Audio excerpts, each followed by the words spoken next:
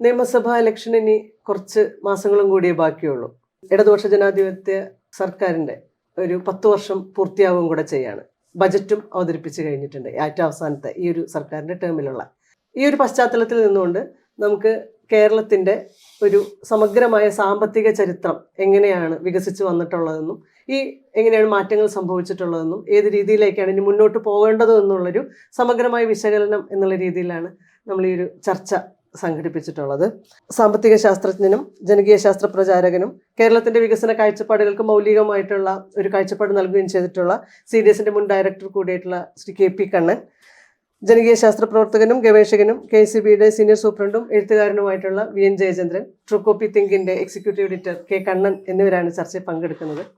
ആദ്യം KP കണ്ണനോടാണ്. ഇപ്പോൾ latest ആയിട്ട് ബജറ്റ് നമ്മുടെ ധനമന്ത്രി അവതരിപ്പിച്ച് കഴിഞ്ഞപ്പോൾ അത് വായിച്ചു വരുമ്പോൾ അതിനകത്ത് തുടക്കത്തിൽ തന്നെ പറയുന്ന ഒരു കാര്യമുണ്ട്. ഈ കഴിഞ്ഞ 10 വർഷം അതിനു മുമ്പുള്ള കേരളത്തിൻ്റെ മാതിരിയല്ല, ഒരു പുതിയ കേരളമാണ്, അതൊരു ന്യൂ നോർമലായിട്ട് മാറിയിട്ടുണ്ട് എന്നുള്ള ഒരു സാമ്പത്തിക ശാസ്ത്രത്തിൻ്റെ ബേസിൽ തന്നെ പറയുന്ന ഒരു കാര്യം അങ്ങനെയാണ്. പക്ഷെ അതിൻ്റെ യാഥാർത്ഥ്യം അങ്ങനെയാണോ എന്നുള്ളതാണ് നമ്മുടെ ചോദ്യം. ഈ 10 വർഷം കൊണ്ട് കേരളം മുൻപില്ലാത്ത രീതിയിൽ എന്ത് തരം മാറ്റങ്ങളിലേക്കാണ് സാമ്പത്തികമായിട്ട് പോയിട്ടുള്ളത്, അല്ലെങ്കിൽ വികസന കാഴ്ചപ്പാടിൽ പോയിട്ടുള്ളത്?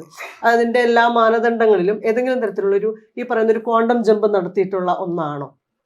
ഈ കഴിഞ്ഞ 10 വർഷം അതിനു മുമ്പുള്ള 10 വർഷമോ അതിലധികമോ ആയിട്ടുള്ള ഒരു കാലഘട്ടവുമായിട്ട് താരതമ്യപ്പെടുത്തുമ്പോൾ സാങ്കേതികമായിട്ട് അദ്ദേഹം പറഞ്ഞത് ശരിയാണ്.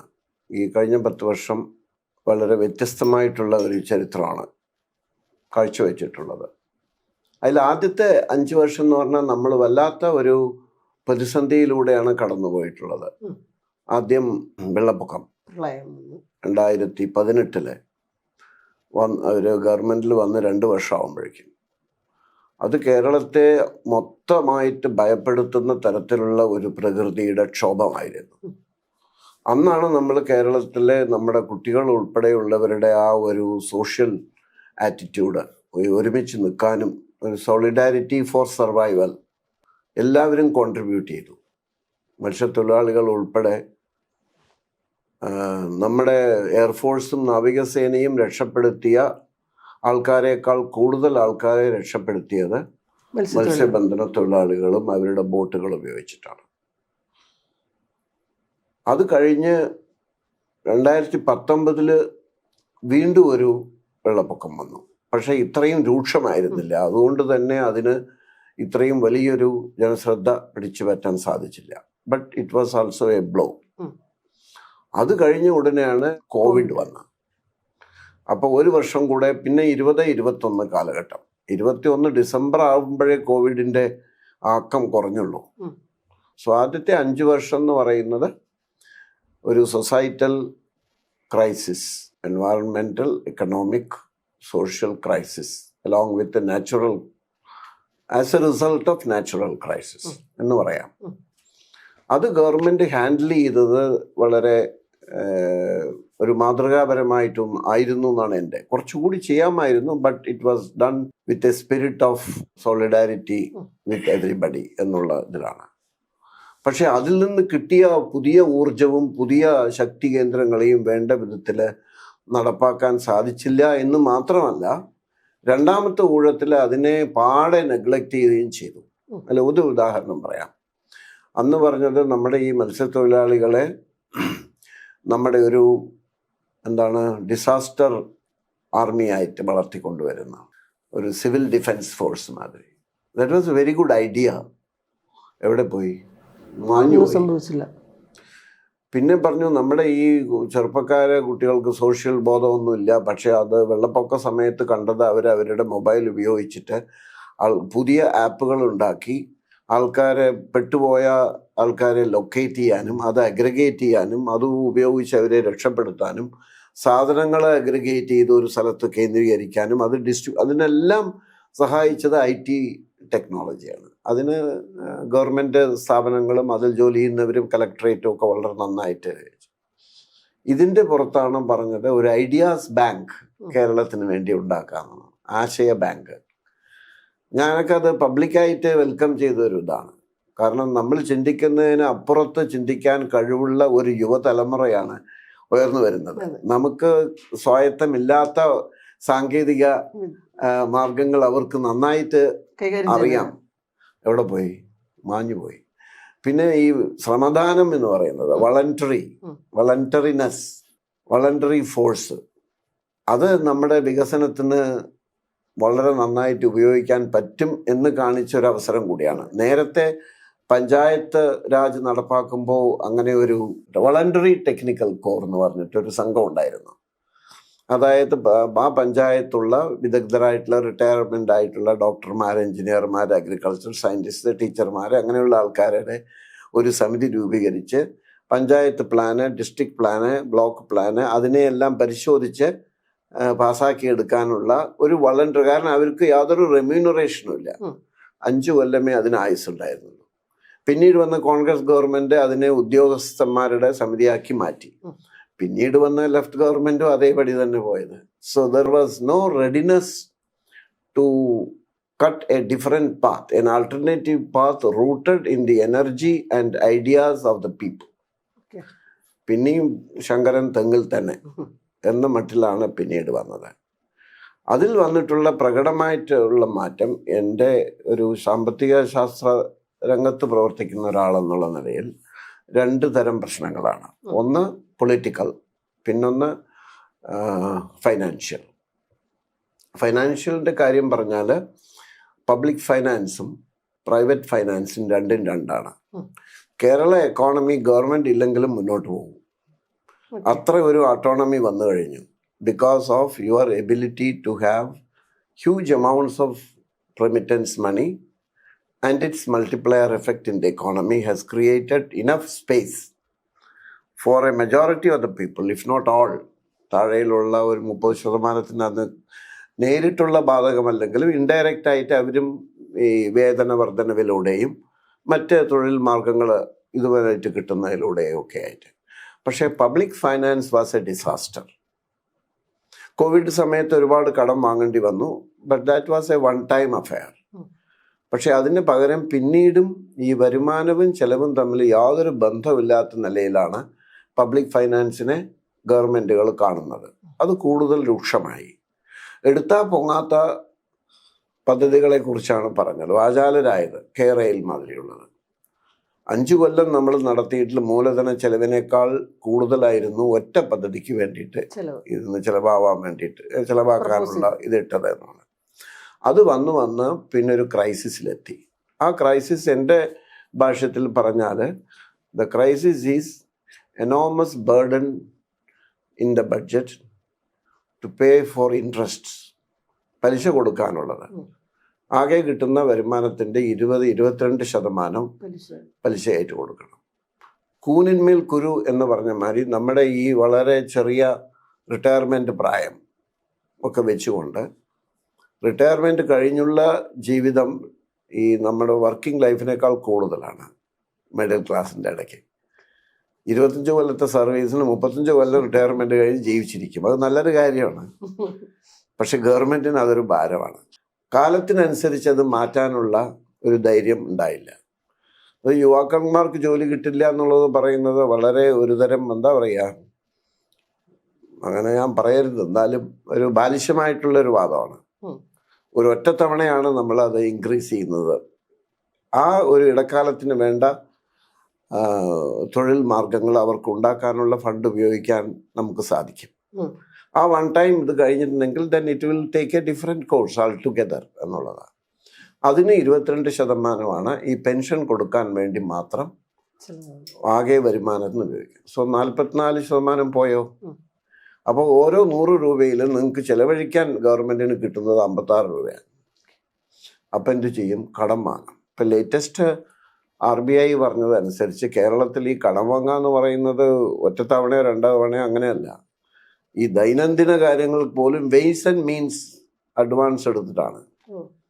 കയ്യിൽ കാശില്ല, അപ്പോൾ റിസർവ് ബാങ്കിൻ്റെ അടുത്ത് ഒരു 15 ദിവസത്തേക്കുള്ള കാശ് ആദ്യമായിട്ട് അഡ്വാൻസ് വാങ്ങും. പിന്നെ അത് എങ്ങനെയെങ്കിലും കുറച്ച് കൊടുക്കും. പിന്നെ ഒരു 30 ദിവസത്തേക്ക് വാങ്ങും. അപ്പോൾ അങ്ങനെ കടം വാങ്ങുക, ചിലവ് ചെയ്യുക, കടം വാങ്ങുക, ചിലവ് ചെയ്യുക, ഇങ്ങനെ തട്ടിമുട്ടിയിട്ടാണ് പോകുന്നത്.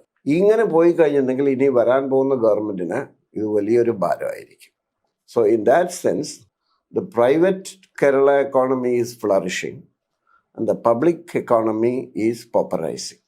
പക്ഷേ ഈ കടമെടുക്കുന്നത് വലിയൊരു പ്രതിസന്ധിയല്ല എന്നാണ് ബഡ്ജറ്റിൻ്റെ ഒരു ഊന്നി പറയുന്ന കാര്യം. അതായത് ആസ്തി നിർമ്മാണത്തിനാണ്, നിത്യദാന ചെലവുകൾക്കായിട്ടല്ല കടം ഉപയോഗിക്കുന്നത്. മാത്രമല്ല ഈ ആഭ്യന്തര കടത്തിൻ്റെ വളർച്ചാ നിരക്ക് ഏറ്റവും കുറഞ്ഞു വരുന്ന സംസ്ഥാനം കൂടിയാണ് കേരളം എന്നും കൂടി അതിലൊരു അവകാശവാദമുണ്ട്. അവസാനം പറഞ്ഞത് ശരിയായിരിക്കാം. കാരണം ഇപ്പൊ കടമെടുക്കാനുള്ള പെർമിഷൻ കിട്ടുന്നില്ല. അപ്പോൾ കടത്തിന്റെ തോത് കുറച്ച് കുറഞ്ഞിട്ടുണ്ട്. അതുകൊണ്ടാണ് by compulsion, not by your own voluntary decision. പിന്നെ രണ്ടാമത് പറഞ്ഞ ഈ ആസ്തി നിർമ്മാണത്തിനാണ് ഞങ്ങൾ കടമെടുക്കുന്നത്. ശുദ്ധാശ്രമത്താണ്. എന്താണെന്ന് വെച്ചാൽ നമ്മുടെ റവന്യൂ ഡെഫിസിറ്റ് എന്ന് പറഞ്ഞാൽ ഏറ്റവും കൂടുതൽ റവന്യൂ ഡെഫിസിറ്റാണ്. അപ്പോൾ 2 തരം ഡെഫിസിറ്റാണ് ഉണ്ടാകുന്നത്. ഒന്ന് ഈ നിത്യനിദാന ചെലവിൽ വരുന്ന ഡെഫിസിറ്റ്, പിന്നെ ഈ ക്യാപിറ്റൽ എക്സ്പെൻഡിച്ചറിൽ വരുന്ന ഡെഫിസിറ്റ്. അപ്പം മൊത്തം കടമെടുക്കുമ്പോൾ അതിൻ്റെ 65% ഈ റവന്യൂ ഡെഫിസിറ്റ് നികത്താനാണ് എന്ന് പറഞ്ഞാൽ രാവിലെ നമുക്ക് കഴിക്കാനുള്ള പരിപാടിയാണ്. ബാക്കിയുള്ള 35% ഇപ്പോൾ 100 രൂപ ഡെഫിസിറ്റ് ഉണ്ടെങ്കിൽ 65 രൂപ ഈ റവന്യൂ ചെലവിനും ബാക്കി 35 രൂപയാണ് മൂലധന ചെലവിനും. അപ്പോൾ ആ പറയുന്നതിൽ ശാസ്ത്രീയമായിട്ട് എന്ന് പറഞ്ഞാൽ സ്റ്റാറ്റിസ്റ്റിക്കലായിട്ട് വസ്തുതാപരമായിട്ട് വലിയ ബേസിസ് ഒന്നും ഇല്ല. ഇപ്പോൾ കേരളത്തിൻ്റെ പ്രശ്നത്തിനെ കുറിച്ച് ചർച്ച ചെയ്യുമ്പോൾ സാധാരണ ഇപ്പോൾ പറയുന്നത് അതായത് വികസിത സമൂഹങ്ങളിൽ കാണുന്ന തരത്തിലുള്ള 2ാം തലമുറ പ്രശ്നമാണ്. അതായത് സാമൂഹ്യ സുരക്ഷ, വികസനം തുടങ്ങിയ കാര്യങ്ങളോടൊപ്പം സാമ്പത്തിക വളർച്ച കൂടി വേണം. സർക്കാരിൻ്റെ ഒരു പ്രധാനപ്പെട്ട ക്ലെയിമും അതുതന്നെയാണ്. സാമൂഹ്യ സുരക്ഷാ പദ്ധതികൾക്കായിട്ട് അവർ ഒട്ടും ഈ പെൻഷനെ പോലെയുള്ള സ്കീമുകൾക്ക് വേണ്ടിയിട്ട് പണം നീക്കി വയ്ക്കുന്നു, അത് മുടങ്ങാതെ കൊടുക്കുന്നു. ഒരു സാമൂഹ്യ സുരക്ഷയുടെ കാര്യത്തിൽ കേരളം ഒരു വളരെ മുന്നോട്ട് ഒരു മാതൃകാപരമായിട്ടുള്ള പ്രവർത്തനമാണ് കാഴ്ചവെക്കുന്നത് എന്നുള്ളൊരു ആർഗ്യുമെൻ്റ് ഉണ്ട്. ഇത്തരം ഈ ആനുകൂല്യ വിതരണങ്ങളോ ക്ഷേമ പദ്ധതികളോ കൊണ്ട് ഈ 2ാം തലമുറ പ്രശ്നം എന്നുള്ള കേരളം അഭിമുഖീകരിക്കുന്ന 2ാം തലമുറ പ്രശ്നത്തിനെ കൃത്യമായിട്ട് അഭിസംബോധന ചെയ്യാൻ കഴിയുമോ? കേരളം ഇപ്പോൾ നേരിടുന്ന സാമ്പത്തിക രാഷ്ട്രീയ പ്രശ്നങ്ങൾ അത് ഈ മെച്ചപ്പെട്ട വികസനം കൈവരിച്ചതിൻ്റെ ഉള്ളൊരു ബൈ പ്രോഡക്റ്റ് എന്ന നിലയിൽ മാത്രം ഉണ്ടായതല്ല. തീർച്ചയായിട്ടും അതുണ്ട്. ഇപ്പോൾ നമ്മുടെ ഇൻകം വർദ്ധിക്കുന്നു, പിന്നെ പോപ്പുലേഷൻ കുറയുന്നു, മെച്ചപ്പെട്ട ആരോഗ്യം, വിദ്യാഭ്യാസം, ഇതൊക്കെ കൊണ്ടാണല്ലോ പോപ്പുലേഷൻ കുറയുന്നത്. അപ്പം പോപ്പുലേഷൻ കുറയുന്നതിൻ്റെ ഫലമായിട്ട് നമുക്ക് കേന്ദ്ര വിഹിതം കുറയുന്നുണ്ട്, തലയെണ്ണി വിഹിതം കൊടുക്കുമ്പോൾ വിഹിതം കുറയുന്നു. അങ്ങനെയൊന്നും. മറ്റൊന്ന് വളരെ സുപ്രധാനമായൊരു സംഗതി, അത് ഈ ബഡ്ജറ്റിൽ അഭിസംബോധന ചെയ്തിട്ടുണ്ട്, സ്വാഗതാർഹമാണ്. യുവാക്കളുടെ പെർസെൻറ്റേജിനേക്കാൾ കൂടുതൽ പോപ്പുലേഷനിൽ വയോജനങ്ങളുടെ പോപ്പുലേഷൻ വർദ്ധിക്കുന്നുണ്ട്. അതങ്ങനെ വർദ്ധിക്കുന്നു. ഇപ്പോൾ ഒരു 10 വർഷം കൂടി കഴിയുമ്പോൾ അത് ഈ 20-22% മുകളിലോട്ടൊക്കെ പോകും. അപ്പം അങ്ങനെ പോകുമ്പോൾ 2 കാര്യങ്ങളാണ്. ഒന്ന്, കേരളം പോലെ ക്ഷേമ രംഗത്ത് ശ്രദ്ധിക്കുന്ന ജനങ്ങളെ എല്ലാം കണ്ടുകൊണ്ടുള്ള വികസന പരിപ്രേക്ഷ്യമുള്ള ഒരു സംസ്ഥാനം എന്ന നിലയിൽ ഇവരുടെ സുരക്ഷ, ഇവരുടെ ആരോഗ്യകരമായ ജീവിതം, ആ കെയർ, ഇതെല്ലാം ശ്രദ്ധിക്കേണ്ടി വരും വശത്ത്. അങ്ങനെ കെയർ ചെയ്ത് അങ്ങനെ അവരെ അങ്ങ് വീട്ടിലിരുത്തുക എന്നുള്ളത് നിലയിൽ ഉചിതമല്ല. നമ്മുടെ ഒരു ആയുർദൈർഘ്യമൊക്കെ ഇപ്പം വളരെ ഉയർന്നതാണ്. 60 വയസ്സും ഒന്നും ഒരു പ്രായത്തിന് മാനദണ്ഡമല്ല. പ്രൊഡക്ടിവിറ്റി ഒക്കെ ഉണ്ട്. ഇച്ചിരി ഉയർന്ന രാജ്യങ്ങളിൽ നിന്നൊക്കെയാണെങ്കിൽ 70 വയസ്സിലോ 80 വയസ്സിലോ ഒക്കെ ഇവിടെ ഒറ്റയ്ക്ക് വന്ന് ജോലി ചെയ്തിട്ട് ഒറ്റയ്ക്ക് വന്ന് ഇവിടെ വിനോദസഞ്ചാരികളായിട്ട് വളരെ സുന്ദരമായിട്ട് പോകുന്നുണ്ട്. അതും കൂടി ചെയ്യുന്നതാണല്ലോ മനുഷ്യൻ്റെ ഒരു ജീവിതത്തിന് അർത്ഥം കൊടുക്കുന്നത്. ജീവിത ഗുണത എന്ന് പറയുന്നത് അതും കൂടി ചേർന്ന്. അതുകൊണ്ട് അവരുടെ ഉൽപാദനക്ഷമതയും നമ്മൾ വർദ്ധിപ്പിക്കാനുള്ള മാർഗങ്ങൾ തേടണം. അവരുടെ സർഗാത്മകതയുണ്ട്, അവർക്ക് മെച്ചപ്പെട്ട ജീവിതത്തിന് അർഹതയുണ്ട്. ആ നിലയിൽ അതൊരു കേരളം നേരിടുന്ന മറ്റ് സംസ്ഥാനങ്ങളുമായിട്ട് കമ്പയർ ചെയ്യുമ്പോൾ കൂടുതൽ ശ്രദ്ധിക്കേണ്ട ഒരു വിഷയമാണ്. എന്നാൽ ഇത് മാത്രമാണ് എന്ന് പറയുന്ന ഉചിതമല്ല. 3 തരത്തിലുള്ള പ്രശ്നങ്ങൾ നേരിടുന്നുണ്ട്. ഒന്ന്, കേരളത്തിൻ്റെ വികസനത്തിൻ്റെ ഇങ്ങനൊരു തല ഉള്ളപ്പോൾ തന്നെ നാം തിരഞ്ഞെടുക്കുന്ന വികസന പരിപ്രേക്ഷ്യത്തിൻ്റെ അല്ലെ വികസന തന്ത്രത്തിൻ്റെ ചില ന്യൂനതകളുമുണ്ട്. കേരളത്തിലൊട്ടേറെ പ്രശ്നങ്ങൾ ഉണ്ടാകുന്നുണ്ട്. അസമത്വം വർദ്ധിക്കുന്നുണ്ട്. തൊഴിലില്ലായ്മ വലിയ തോതിൽ വർദ്ധിച്ചു. അതിൽ സ്ത്രീകളുടെ നാഷണൽ ലെവലിൽ തന്നെ 1ാമത്തെ നിലയിലേക്ക് വന്നിരിക്കുന്നു. ഇതൊരു പ്രശ്നം. ഇതൊരു സാമ്പത്തിക രംഗത്ത് വീണ്ടും അത് വീണ്ടും അടുത്ത ഘട്ടത്തിൽ ഇതിലൂടെ രൂക്ഷമാകും. അതൊരു 2ാമത്തെ പ്രശ്നം. മനുഷ്യനും പ്രകൃതിയും കൂടി ചേർന്നാണ് വികസന ഒരു പരിപ്രേക്ഷ്യം വളർത്തി വരേണ്ടത്. ആ നിലയിൽ പുതിയ വികസന തന്ത്രം കേരളത്തിലെ മനുഷ്യരെ മാത്രമല്ല പ്രകൃതിയെ ഇതെങ്ങനെ ബാധിക്കുന്നു. അപ്പോൾ ഒരു സുസ്ഥിര വികസനം 10 വർഷം 20 വർഷം അല്ല 50 വർഷം കഴിഞ്ഞുള്ള കേരളത്തിൻ്റെ അവസ്ഥ എന്താണ്? ഒരു ഷോർട്ട് ടൈം ചിന്തകൾ മതിയോ എന്ന കാര്യത്തിൽ ചില പ്രശ്നങ്ങൾ ഉണ്ട്. അത് ആ നിലയിൽ നമ്മുടെ വികസന പരിപ്രേക്ഷ്യത്തിൻ്റെ ചില പ്രശ്നങ്ങൾ അതിനകത്ത് കടന്നു വരുന്നുണ്ട്. അതിലൊന്നാണ് ഇപ്പം നമ്മളിപ്പോൾ ചർച്ച ചെയ്ത നമ്മുടെ പ്രത്യേക സാമ്പത്തിക മാനേജ്മെൻറ്റുമായി ബന്ധപ്പെട്ട് കടന്നു വരുന്ന ചില പ്രതിസന്ധികളും ഒക്കെ ആ ഒരു വികസനത്തിൻ്റെ പ്രശ്നമാണ്. മൂന്നാമത്തെ പ്രശ്നം ദേശീയ അന്തർദേശീയ സമ്മർദ്ദങ്ങൾ നമ്മുടെ സംസ്ഥാനത്തുണ്ടാകുന്ന ചില പ്രശ്നങ്ങളുണ്ട്, നമ്മുടേതല്ലാത്ത കാരണങ്ങളാൽ. അതിനോട് എങ്ങനെ പ്രതികരിക്കുന്നു എന്നുള്ളത് വേറൊരു വിഷയം. ഇപ്പം നമ്മുടെ രാജ്യത്തെ ഇപ്പം കേന്ദ്ര സംസ്ഥാന ബന്ധങ്ങളിൽ ഉണ്ടാകുന്ന ഫെഡറലിസത്തിൽ ഉണ്ടായിക്കൊണ്ടിരിക്കുന്ന വലിയ ന്യൂനതകൾ, അത് കേരളത്തോടുള്ള പ്രത്യേക അവഗണന എന്ന നിലയിൽ പിന്നെ എത്രത്തോളം കാണാം, അതുണ്ടാവും. ഇപ്പോൾ പിന്നെ സെൻട്രലി സ്പോൺസേഡ് സ്കീമിനൊക്കെ അതിനകത്ത് വിവേചനപരമായി പെരുമാറാം, അല്ല മറ്റു ചിലതിന് പെരുമാറാം. എന്നാൽ കേന്ദ്രത്തിൻ്റെ വിഹിതം, ഇപ്പം നികുതി വിഹിതം, അത് വീതം വയ്ക്കുന്ന കാര്യത്തിൽ അത് ധനകമ്മീഷൻ്റെ ചില ഗൈഡ് ലൈൻസ് അനുസരിച്ചാണ് അത് പോകുന്നത്. അത് ദൗർഭാഗ്യവശാൽ നമുക്ക് ഗുണകരമല്ലാത്ത നിലയിൽ വരാം. അത് നമുക്ക് മാത്രമല്ല ഗുണകരമല്ലാതായിട്ട് വരുന്നത്, മറ്റ് സംസ്ഥാനങ്ങൾക്ക് വരാം. വളർച്ച പ്രാപിച്ച മറ്റ് സംസ്ഥാനങ്ങൾ ഇപ്പോൾ പോപ്പുലേഷൻ്റെ ഇത് വെച്ച് നോക്കുന്ന പല മാനദണ്ഡങ്ങളാണ്. അതിലെ മാനദണ്ഡങ്ങൾ നമുക്ക് അത്ര ഗുണകരമല്ലായിരുന്നു. അത് പിന്നെ എന്നാൽ ഇത്തവണ എടുത്തിരിക്കുന്ന അതെന്ന് പറഞ്ഞാൽ നാഷണൽ ഇൻകത്തിൽ നമ്മൾ നൽകുന്ന സംഭാവന നമ്മുടെ ഇൻകം വർദ്ധിപ്പിച്ചതാണല്ലോ പ്രശ്നമായി മാറിയത്. അപ്പോൾ നമ്മുടെ GDP ഉയർന്നതിൻ്റെ ഫലമായിട്ട് ആ കണ്ടന്റിന് ഒരു ഒരു ഒരു പോയിന്റ് കൊടുത്തുകൊണ്ട് അതിൻ്റെ ഫലമായിട്ട് 1.9 ആയിരുന്ന നികുതി വിഹിതം കേരളത്തിന് ഇപ്പോൾ 2.3 സംതിങ് ആയി. ഒരു 20% മേളിലേക്ക് കേരളത്തിന്റെ വിഹിതം കൂടി. ഒരുപക്ഷെ ഒരു 9,000 രൂപയോ 9,000 കോടി രൂപയുടെ വ്യത്യാസം ആ നിലയിൽ വന്നിട്ടുണ്ടാകും. അത് കുറയ്ക്കാൻ പറ്റത്തില്ല. പക്ഷേ കേന്ദ്രം നടത്തുന്ന ശ്രമങ്ങൾ ഉണ്ട്. ഇപ്പം ഇതിന് പുറമെയാണ് ഇപ്പൊ 14ാം ധനകാര്യ കമ്മീഷൻ എടുത്തു കഴിഞ്ഞാൽ പിന്നെ 14ാം ധനകാര്യ ഇത് പോരാ, സംസ്ഥാനങ്ങൾക്ക് ഇത് പോരാ. സംസ്ഥാനങ്ങളുടെ അന്ന് 34 മറ്റോ പിന്നെ സ്റ്റേറ്റിന് കൊടുക്കേണ്ട വിഹിതമായിട്ട് നിൽക്കുന്നത്, സ്റ്റേറ്റുകൾക്കെല്ലാം കൂടി കൊടുക്കേണ്ട വെർട്ടിക്കലായിട്ട് കൊടുക്കേണ്ട വിഹിതം 34 നിൽക്കുന്നത്. ബാക്കി 66 കേന്ദ്രം ഉപയോഗിക്കുന്ന അവസ്ഥയായിരുന്നു. അത് പിന്നെ ഉചിതമല്ല. അതുകൊണ്ട് റവന്യൂ കമ്മി ഗ്രാന്റ് സ്പെസിഫിക് ഗ്രാന്റുകളൊന്നും ഇല്ലല്ലോ. അപ്പൊ അല്ല, അതിലേക്കാണ് വരുന്നത്. അപ്പൊ ഇത് പിന്നെ 42 വർദ്ധിപ്പിക്കണമെന്ന് പറഞ്ഞു. പക്ഷെ അത് 41 വർദ്ധിപ്പിച്ചു. ഞങ്ങളത് കേട്ടു എന്ന് വേണമെങ്കിൽ പറയാം. പക്ഷെ അതിനെ മറികടക്കാൻ വേണ്ടിയാണ് പിന്നെ സെസ്സും സർചാർജും വർദ്ധിപ്പിച്ചു വരുന്നത്. അപ്പൊ സെസ്സും സർചാർജും കൂടി അതിനകത്ത് തട്ടിക്കിഴിച്ചു കഴിഞ്ഞാൽ ഇൻ എഫക്റ്റ് വീണ്ടും ഇപ്പോഴും 34-35% മാത്രമാണ് കേരളത്തിന് വന്നുകൊണ്ടിരിക്കുന്നത്. ഇതിന് പുറമെ പിന്നെ സെൻട്രലി സ്പോൺസേഡ് സ്കീമുകൾ വിവേചനപരമായി, അത് സംസ്ഥാനങ്ങൾക്ക് വിവേചനപരമായി പിന്നെ പെരുമാറാനും കഴിയുന്ന സംഗതികളാണ്. ഇതെല്ലാം പിന്നെ കേരളം നേരിടുന്ന മറ്റൊരു പ്രശ്നമാണ്, വളരെ സുപ്രധാനമായ പ്രശ്നമാണ്. അതിനെങ്ങനെ നേരിടണം, അതിന് പിന്നെ ചില ഘട്ടങ്ങളിൽ ചില മുദ്രാവാക്യങ്ങൾ എന്ന നിലയിലാണോ അതോ രാജ്യം ഒന്നാകെ ഇത്തരം പ്രശ്നങ്ങൾ നേരിടുന്ന സംസ്ഥാനങ്ങളെ കഴിവതും കൂട്ടിയോജിപ്പിച്ചുകൊണ്ട് ദേശീയ തലത്തിൽ ഒരു ഫാസിസ്റ്റ് വിരുദ്ധ ഗവൺമെന്റിന് വരേണ്ട ഒരു പ്രതിരോധവുമായിട്ട് കണക്ട് ചെയ്യാൻ കേരളം ഒരുപക്ഷെ ലീഡ് ചെയ്യേണ്ടത് ഒരു കടമ നിർവഹിക്കുന്നുണ്ടോ എന്നുള്ളൊരു ചോദ്യം അവിടെ നിൽക്കുന്നുണ്ട്.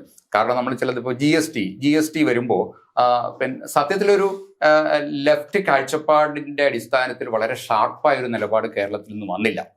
ഇപ്പൊ പ്രഭാത് പട്നായിക് ഉൾപ്പെടെ ഉള്ളവരത് പറഞ്ഞു. അത് പിന്നെ പുതിയ കാലഘട്ടത്തിൽ നിയോ ലിബറൽ പ്രശ്നങ്ങൾ ഉണ്ടാക്കുന്ന പ്രതിസന്ധി കൊണ്ട് പിന്നെ സംസ്ഥാനങ്ങൾക്കെതിരെ ആത്യന്തികമായിട്ട് ഉള്ളൊരു പ്രയോഗമാണ്. ഇനി വിഹിതം എന്തുവാകട്ടെ അത് തീരുമാനിക്കാനുള്ള അവകാശം നഷ്ടപ്പെടുക. അത് ഇപ്പൊ ഇത്തവണ ഇത്ര തന്നു അല്ലെ വരാൻ പോകുമ്പോൾ ഇത്ര കേരളത്തിന് പ്രയോജനം ഇടുവോ എന്നുള്ളതല്ല, എന്ത് വേണമെന്ന് തീരുമാനിക്കുന്ന അവകാശം സെൻട്രലിലേക്ക് പോയി. അതിന് രാഷ്ട്രീയ പ്രാധാന്യമുണ്ട്. ആ രാഷ്ട്രീയ പ്രാധാന്യം തിരിച്ച് അറിഞ്ഞുകൊണ്ട് പെരുമാറാനായിട്ട് അന്ന് കഴിഞ്ഞില്ല. കേരളത്തിന് GST വരുമ്പോൾ ചില പ്രയോജനങ്ങൾ ഉണ്ടാകാം, അത് നമുക്ക് ഉപയോഗിക്കാം എന്ന് പറഞ്ഞു. അതൊരു ലക്ഷണമാണ് എന്ന് പറഞ്ഞാൽ ഈ പുതിയ ഒരു വികസന രീതിയിൽ ദേശീയ അടിസ്ഥാനത്തിൽ ഉള്ള ഒരു വികസന കാഴ്ചപ്പാടിൽ അതിന് രാഷ്ട്രീയമായി എല്ലാ കാലത്തും സ്ഥിരതയോടെ പ്രതികരിക്കുക എന്നതിനപ്പുറം അതിനിടയിൽ എപ്പോഴേലും നമുക്ക് പ്രയോജനപ്പെടുത്താൻ കഴിയുമോ എന്നുള്ള രീതി അപകടകരമാണ്. അതിപ്പോ തെളിഞ്ഞു, GST കാര്യത്തിൽ ഇപ്പോൾ തെളിഞ്ഞു. അപ്പൊ ആ ഒരു പ്രശ്നം നിൽക്കുന്നുണ്ട്. പിന്നെ മൂന്നാമത്തെ കേരളത്തിന്റെ നേരിടുന്ന പ്രധാനപ്പെട്ട ഒരു പ്രശ്നം കേരളത്തിന്റെ സാമൂഹ്യ സാംസ്കാരിക മണ്ഡലങ്ങളുടെ ജീർണത. അതിലിപ്പോ കടന്നു വരുന്ന മത സാമുദായിക ശക്തികള് വളരെ ശക്തിയാർജി കേരളത്തിന്റെ സാമൂഹിക ജീവിതത്തിൽ കടന്നു വരുന്നു. ഒരുതരം സാൻസ്ക്രിറ്റൈസേഷൻ സംഘപരിവാർ സംഘടനകൾ നടത്തുന്ന, തെളിഞ്ഞും ഒളിഞ്ഞും നടത്തുന്ന, കുംഭമേള വരെ നീണ്ടു നിൽക്കുന്ന ഒരു പ്രോസസ്സ്. ഈ പ്രോസസ്സ് കേരളം നേരിടുന്ന ഒരു വെല്ലുവിളിയാണ്. ഈ 3 വെല്ലുവിളികളെയും ഒരുമിച്ച് നേരിടാൻ ഉള്ള ഒരു പ്രോഗ്രാമാണ് ഇടതുപക്ഷമായാലും കോൺഗ്രസ് ആയാലും UDF ആയാലും നിലനിൽക്കുകയുള്ളൂ. രണ്ടുപേരുടെയും കേരള രാഷ്ട്രീയത്തിലെ ഭാവി നിർണ്ണയിക്കുന്നത് ഇതിനെങ്ങനെ ഇവര് ഒരു ലോങ് ടൈം പെർസ്പെക്റ്റീവില് ഒരു രാഷ്ട്രീയ അജണ്ടയായിട്ട്, ഒരു പ്രതിരോധ മാർഗമായിട്ട് കൂട്ടിയിണക്കാൻ പറ്റുമോ, അതോ താൽക്കാലികമായി ഏതെങ്കിലും സർക്കാരുകളുടെ മാറ്റത്തിന് വേണ്ടി ചിലതിനോട് അവസരവാദപരമായ ചില നിലപാടുകൾ എടുത്ത് നിൽക്കാനാണോ ആഗ്രഹിക്കുന്നത്, അതോ നാഷണലായിട്ട് വളർന്നു വരുന്ന BJP വിരുദ്ധ, സംഘപരിവാർ വിരുദ്ധ, ഫാസിസ്റ്റ് വിരുദ്ധ, ഇന്ത്യ മുന്നണി ഉൾപ്പെടുന്ന ഒരു രാഷ്ട്രീയ ഐക്യപ്പെടലിൽ ആയിട്ട് യോജിപ്പിക്കാൻ, തീർച്ചയായും ഇവിടെ ചില അഭിപ്രായ വ്യത്യാസമുണ്ട്, യോജിപ്പിക്കാൻ 2 മുന്നണികൾക്കും കഴിയുന്നുണ്ടെങ്കിൽ മാത്രമേ ഉള്ളൂ. ഇല്ല 2 മുന്നണികളുടെയും പ്രസക്തി കുറഞ്ഞു വരാനാണ് സാധ്യത എന്നാണ് എൻ്റെ അഭിപ്രായം. ധനകാര്യ കമ്മീഷൻ പ്രപ്പോസലിനെ കുറിച്ച് പറഞ്ഞല്ലോ. ഇപ്പോൾ ശരിക്കും പറഞ്ഞാൽ കേരളം നേടിയിട്ടുള്ള നേട്ടങ്ങൾക്കൊരു പെനാൽറ്റി ഫോർ പെർഫോമൻസ് എന്നുള്ള രീതിയിലുള്ള ഒരു സമീപനം വേണമെന്ന് ആരോപിക്കാവുന്നതാണ് ധനകാര്യ കമ്മീഷൻ കേന്ദ്രത്തിൻ്റെ ഒക്കെ നിലപാടുകളിൽ. അതായത് കേരളം നേടിയിട്ടുള്ള വികസനപരമായിട്ടുള്ളതും സോഷ്യോളജിക്കലും ഒക്കെ ആയിട്ടുള്ള നേട്ടങ്ങൾ ശിക്ഷിക്കപ്പെടുന്ന ഒരു അവസ്ഥയാണ്. അപ്പോൾ ഈ സാറിന് തന്നെ ഒരു ഉദാഹരണം പറഞ്ഞു കഴിഞ്ഞാൽ പഠനത്തിൻ്റെ ഒരു ചൂണ്ടിക്കാട്ടിയുള്ള ഒരു കാര്യം, കേരളത്തിൽ ഈ വിദ്യാഭ്യാസ രംഗത്തുണ്ടായിട്ടുള്ള, അതായത് പുരുഷന്മാരെക്കാളും കൂടുതൽ ഉന്നത വിദ്യാഭ്യാസ മേഖലയിലേക്ക് സ്ത്രീകൾ കടന്നു വരുന്നു. പക്ഷേ അവർ തൊഴിൽ ഇല്ലാത്ത ഒരവസ്ഥ, 30 വയസ്സിനുള്ളിൽ അവർ വിവാഹം കഴിഞ്ഞ് കുട്ടികളായിട്ടുള്ള കുടുംബത്തിൽ ഒതുങ്ങിപ്പെടുന്നൊരവസ്ഥ. തൊഴിൽ അവർ അപേക്ഷിക്കുന്ന പോലുമില്ല. ഉന്നത വിദ്യാഭ്യാസമുള്ള ഉണ്ടായിട്ടും തൊഴിലിനെ അപേക്ഷിക്കാത്തൊരു വിഭാഗമായിട്ട് മാറുന്നു. അപ്പോൾ അതൊരു കേരളത്തിനോടുള്ള ഈ അവഗണനയെ ഒരു പെനാൽറ്റി ഫോർ പെർഫോമൻസ് എന്നുള്ള രീതിയിൽ വിശേഷിപ്പിക്കാൻ കഴിയുമോ? അതിൻ്റെ കൂടെ ഒറ്റ കാര്യം കൂടെ, ഇപ്പോൾ അവസാനം PM ശ്രീയുടെ ഒരു പൊളിറ്റിക്കൽ കോംപ്രമൈസ് വേണ്ടി വന്നല്ലോ.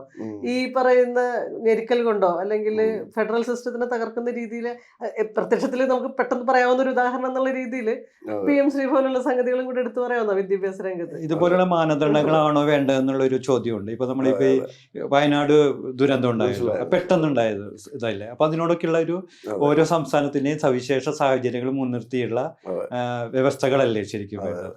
അപ്പൊ അതില് ഞാൻ നേരത്തെ വിട്ടുപോയ ഒരു കാര്യം ആദ്യം പറയാം. നിങ്ങൾ ചോദിച്ചല്ലോ ഈ 10 വർഷം, നേരത്തെയുള്ള 10 വർഷമോ അതിലധികമോ ആകുമ്പോൾ എത്ര വിഭിന്നമാണെന്ന്. അതിൽ ഒരു വശമാണ് ഞാൻ പറഞ്ഞത്, പബ്ലിക് ഫൈനാൻഷ്യൽ ക്രൈസിസ് കൂടിയായിരുന്നു. വേറൊരു പൊളിറ്റിക്കൽ പ്രശ്നമുണ്ടെന്ന് പറഞ്ഞു. അതിപ്പോ അദ്ദേഹം ജയേന്ദ്രൻ കുറച്ച് വിസ്താരമായി തന്നെ പറഞ്ഞു. അതില് എൻ്റെ ഭാഷയിൽ പറയുകയാണെങ്കിൽ, Kerala is trying to approximate to the national politics. അതുമായിട്ടൊരു വെട്ടുവീഴ്ച മനോഭാവം ഉള്ള തരത്തിൽ ഉള്ള ഒരു ശൈലി ഉയർന്നു വരുന്നുണ്ടെന്ന് ഇന്ന് ജനങ്ങൾക്ക് തോന്നിത്തുടങ്ങിയിരിക്കുന്നു. ഒരുപക്ഷെ അത് പ്രാക്ടിക്കൽ കോംപ്രമൈസ് ആവാം, പക്ഷേ രാഷ്ട്രീയത്തിൽ എന്ത് കോംപ്രമൈസ് ആയാലും അവസാനം അതിൻ്റെ ഭവിഷ്യത്തുണ്ടാവും എന്നുള്ളതാണ്. അപ്പം രണ്ടാമത്തെ ഒരു പ്രധാന പ്രശ്നം എന്ന് പറയുന്നത്, കേരളത്തിൻ്റെ പോളിറ്റിക്സിൽ രാഷ്ട്രീയ മണ്ഡലത്തിൽ മാറി കൊണ്ടിരിക്കുന്ന ഒരു സാഹചര്യം. ആ സാഹചര്യം ഇടതുപക്ഷ, നേരത്തെ നമ്മളെല്ലാവരും കേരള സമൂഹം ഒരു നല്ലൊരു വിഭാഗം, ഇപ്പോൾ നെഹ്റുവിയൻ കോൺഗ്രസ് ആണെങ്കിലും ഈ മാർക്സിയൻ കമ്മ്യൂണിസ്റ്റ് പാർട്ടികളാണെങ്കിലും ഒരുതരം പുരോഗമന സ്വഭാവം, ആ പുരോഗമന സ്വഭാവം ഇടതുപക്ഷ രാഷ്ട്രീയ പ്രത്യയശാസ്ത്രത്തിൽ ഊന്നിയ അതേ സമയത്ത് ഒരു നെഹ്റുവിയൻ ഡെമോക്രസിയും അതിലുണ്ട്. So we are not like a Chinese ഇടതുപക്ഷം, നോട്ട് ഈവൻ സോവിയറ്റ് യൂണിയൻ ഇടതുപക്ഷം. ഇത് രണ്ടും അല്ല എന്ന് നെഹ്റുവിയൻ ചിന്താഗതിയിൽ ഉണ്ടാവുകയും അതേസമയത്ത് സോഷ്യലിസ്റ്റ് ആശയങ്ങൾ ഇത്രയും ദരിദ്രമായ ഒരു രാജ്യത്തിന് അത്യാവശ്യമാണെന്നും കണ്ടിട്ടാണ് അന്ന് ഒരു നെഹ്റുവിയൻ സിദ്ധാന്തത്തിൽ നിന്ന് ഡെമോക്രാറ്റിക് സോഷ്യലിസം ഉയർന്നു വരുന്നത്. അത് എൻ്റെ അഭിപ്രായത്തിൽ ഏറ്റവും നന്നായിട്ട് പ്രയോഗത്തിൽ വരുത്തിയത് കേരളമാണ്. കാരണം നമ്മൾ ഒരിക്കലും ഈ ഡെമോക്രാറ്റിക് ഇലക്ഷനിലോ അതിന്റെ വീറിലോ ഒന്നും ഒരു കോംപ്രമൈസും ചെയ്തില്ല. അതേസമയത്ത് ഇടതുപക്ഷ ആശയങ്ങളിൽ നിന്നും പിന്നോട്ട് പോകാനും നമ്മൾ മടിച്ചു നിന്നു. ആ ഒരു സാഹചര്യം ഇപ്പോഴുണ്ടോ എന്നുള്ളതാണ് ഒരു പ്രശ്നം. പിന്നെ താങ്കൾ ചോദിച്ച ഫൈനാൻഷ്യൽ കമ്മീഷൻ, എനിക്ക് രണ്ട് കാര്യം പറയാനുണ്ട്. ഒന്ന് ഫൈനാൻസ് കമ്മീഷന്റെ, പിന്നെ ജയചന്ദ്രനോട് സ്വല്പം വിയോജിച്ചുകൊണ്ട്, വിയോജനയല്ല, I have a very different view about വയോജനങ്ങളെ കുറിച്ചുള്ളത്. ഞാൻ വയോജനാണെന്ന് ഞാൻ സമ്മതിക്കില്ല. വ്യക്തിപരമായി തമാശയായിട്ട് പറഞ്ഞാൽ അതിനൊരു കാരണമുണ്ട്. അപ്പൊ ആദ്യം ഈ ഫൈനാൻസ് കമ്മീഷന്റെ പ്രശ്നം പറഞ്ഞാൽ, ഈ ഫൈനാൻസ് കമ്മീഷന് ഒരു സംസ്ഥാനത്തിനെ മാത്രം ലാക്കാക്കിക്കൊണ്ട് വിവേചനം നടത്താൻ പറ്റില്ല. It is A constitutional body. അപ്പോ ഇപ്പൊ നെഹ്റുവിന്റെ കാലം മുതൽ ഇന്ന് വരെ ഈ ഫെഡറൽ ഫൈനാൻഷ്യൽ റിലേഷൻസിന് സംസ്ഥാനങ്ങൾക്ക് എപ്പോഴും ഒരു സബോർഡിനേറ്റ് സ്റ്റേറ്റസ് ആയിരുന്നു. അതിന് അന്നത്തെ സാഹചര്യത്തിൽ രാഷ്ട്രീയമായിട്ടുള്ള മാനങ്ങളും അവരുടെ ഭയപ്പാടുകളും ഉണ്ടാവാം. കാരണം ഛിന്ന ഭിന്നമായി കിടന്ന ഒരു പ്രദേശമായിരുന്നു ഇന്ത്യ. ഒറ്റ ബ്രിട്ടീഷുകാർ വന്ന് കോളനൈസ് ചെയ്യുമ്പോൾ ഒരു രാജ്യമായിരുന്നില്ല, 100 കണക്കിന് രാജ്യങ്ങളായിരുന്നു. അപ്പോൾ അങ്ങനെ ഒരു സാഹചര്യത്തിൽ സ്വാതന്ത്ര്യം നേടി ഒന്നായി ഭാഷാടിസ്ഥാനത്തിൽ നമ്മൾ സംസ്ഥാനങ്ങളെ ഉണ്ടാക്കി ഒരു ഫെഡറൽ സിസ്റ്റത്തിൽ യൂണിറ്റി വന്ന സമയത്ത് ഇത് കയ്യിൽ നിന്ന് വിട്ടു പോകരുത് എന്നുള്ള ഒരു ചിന്താഗതി കോൺസ്റ്റിറ്റ്യൂവന്റ് അസംബ്ലിയിൽ വളരെ രൂഢമൂലമായിരുന്നു. അതുകൊണ്ടാണ് അവരുടെ ഈ വ്യക്തിഗതമായിട്ടുള്ള പ്രിഫറൻസിനെ മറികടന്ന് പല കാര്യത്തിലും കേന്ദ്ര ഗവൺമെന്റിന് കൂടുതൽ അധികാരം, പ്രത്യേകിച്ച് ധനപരമായ കാര്യത്തിൽ അധികാരം കൊടുക്കാൻ ഒരു കാരണം. ഇതിനേക്കാൾ വളരെ ലിബറൽ ആയിട്ടുള്ള ഒരു ഫെഡറൽ സംവിധാനമാണ് അമേരിക്കയിലും കാനഡയിലും ഓസ്ട്രേലിയയിലും ഒക്കെ. കാരണം അവർക്ക് ഈ ഒരു പ്രശ്നം ഉണ്ടായിരുന്നില്ല, യൂണിറ്റി എന്നുള്ളൊരു പ്രശ്നം ഉണ്ടായിരുന്നില്ല, ജോഗ്രാഫിക്കൽ ആൻഡ് അതർവൈസ് എന്നുള്ളത്. അപ്പൊ നമുക്കുള്ള ഈ പറയുന്ന ഈ വിവേചനം തമിഴ്നാട്ടിനുണ്ട്, കർണാടകയ്ക്കുണ്ട്, തെലങ്കാനയ്ക്കുണ്ട്, ആന്ധ്രാപ്രദേശിനുണ്ട്, മഹാരാഷ്ട്രയ്ക്കുണ്ട്, പഞ്ചാബിനുണ്ട്, വെസ്റ്റ് ബംഗാളിനുണ്ട്. അപ്പോൾ നമ്മളെക്കാൾ രൂക്ഷമായിട്ടാണ് തമിഴ്നാടിനും പഞ്ചാബിനും വെസ്റ്റ് ബംഗാളിനും ഒക്കെ ഉള്ളത്. അവർ പക്ഷെ അതിന് പ്രതികരിക്കുന്നുണ്ട്. പക്ഷെ ഒരു ഫെഡറൽ സംവിധാനത്തിൽ നിങ്ങൾക്ക് ഒരു സൊല്യൂഷൻ കാരണമെങ്കിൽ ഒറ്റയ്ക്കൊറ്റയ്ക്ക് ഫൈറ്റ് ചെയ്താൽ പറ്റില്ല.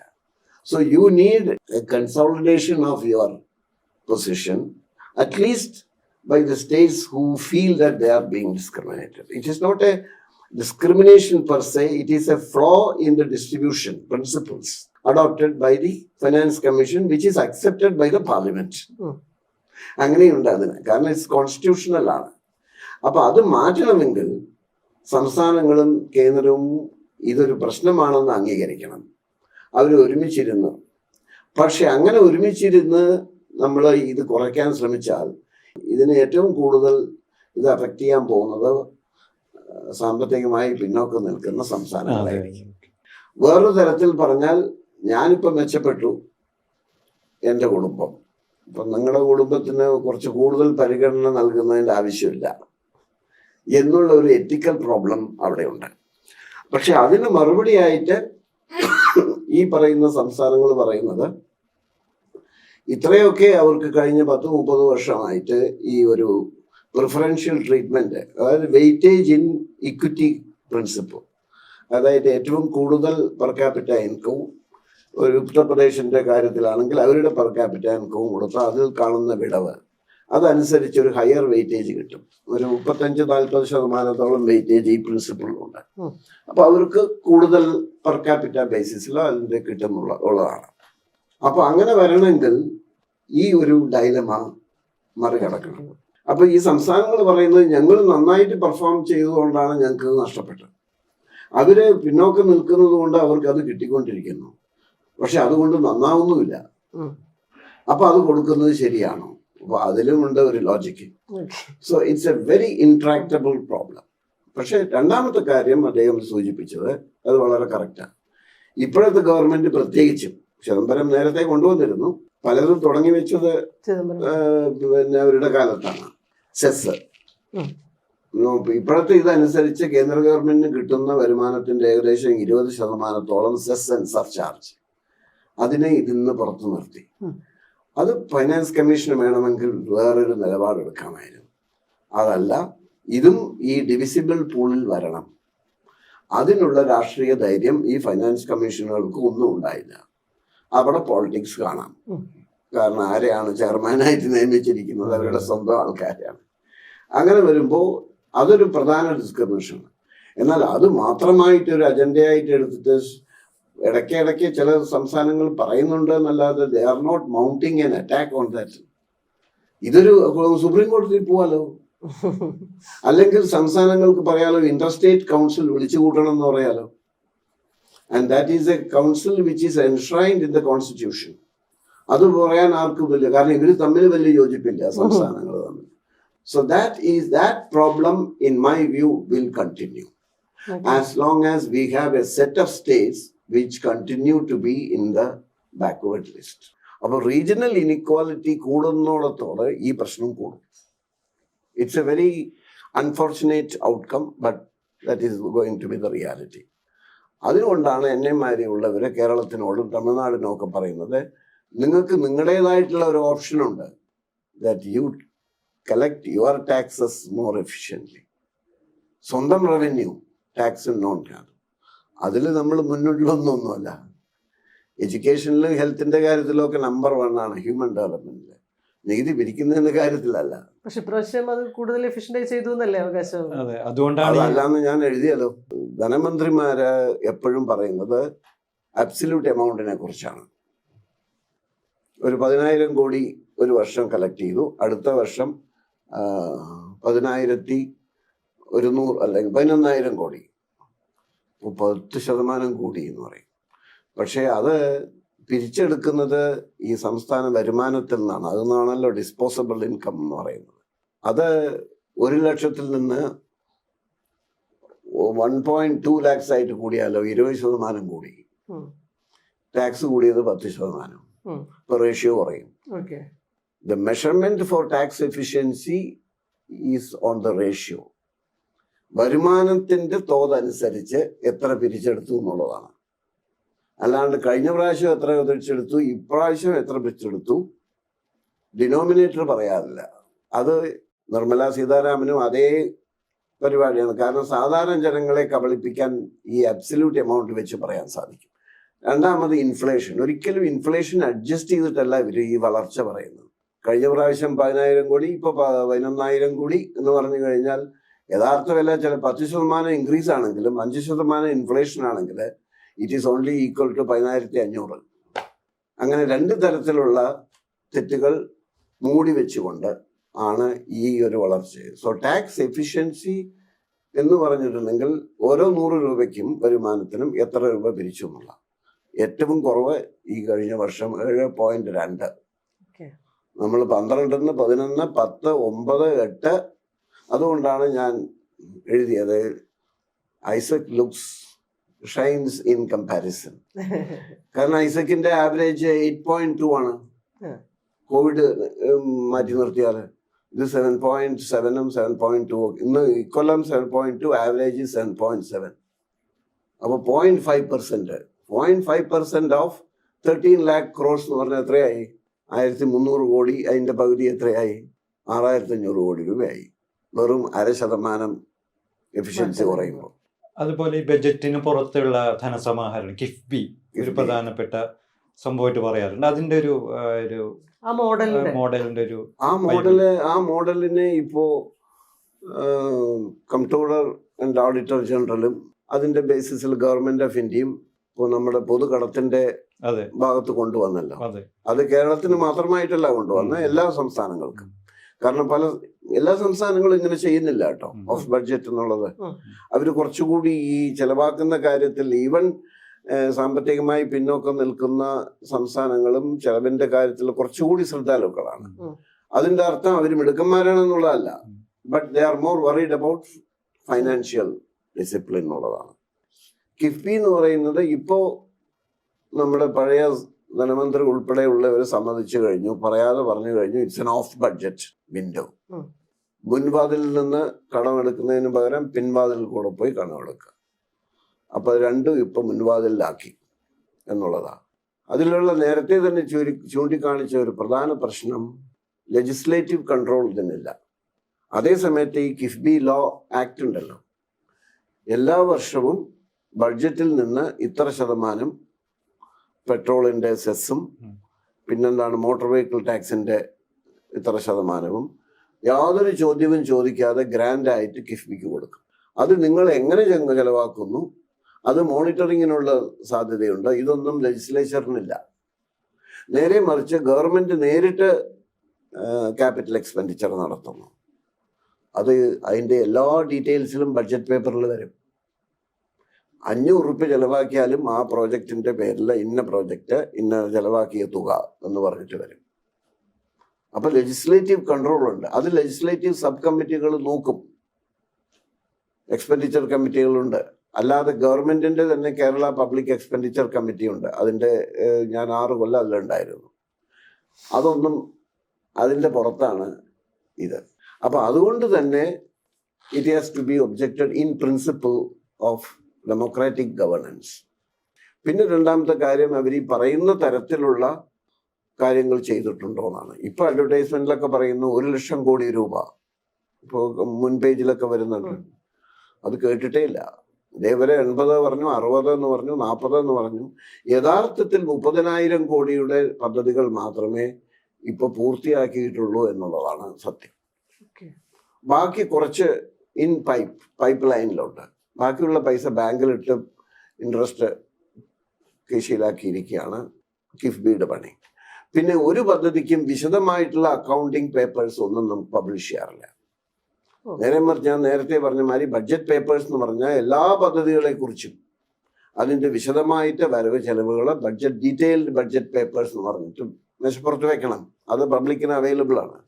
ആർക്ക് റിസർച്ച് വിദ്യാർത്ഥികൾക്ക് ആർക്ക് വേണമെങ്കിലും പരിശോധിക്കാം. ഇതങ്ങനെ അവരുടെ എത്ര പ്രോജക്റ്റ് കെടുത്തു എന്നുള്ളത് കൂടെ അറിയില്ല നമുക്ക്. അവർ പറയുന്നു 800 പ്രോജക്റ്റ്, ചിലർ പറയും 300 പ്രോജക്റ്റ്, ചിലർ പറയുന്നു 600 project. So there should be a proper dissemination of how you are working എന്നുള്ളത് വേണ്ടേ? അത് നമുക്ക് ഇതുവരെ ഉണ്ടായിരുന്നു. യൂണിറ്റ് കോസ്റ്റ് അങ്ങനെയല്ലേ നമുക്ക് താരതമ്യം ചെയ്യാൻ പറ്റുള്ളൂ.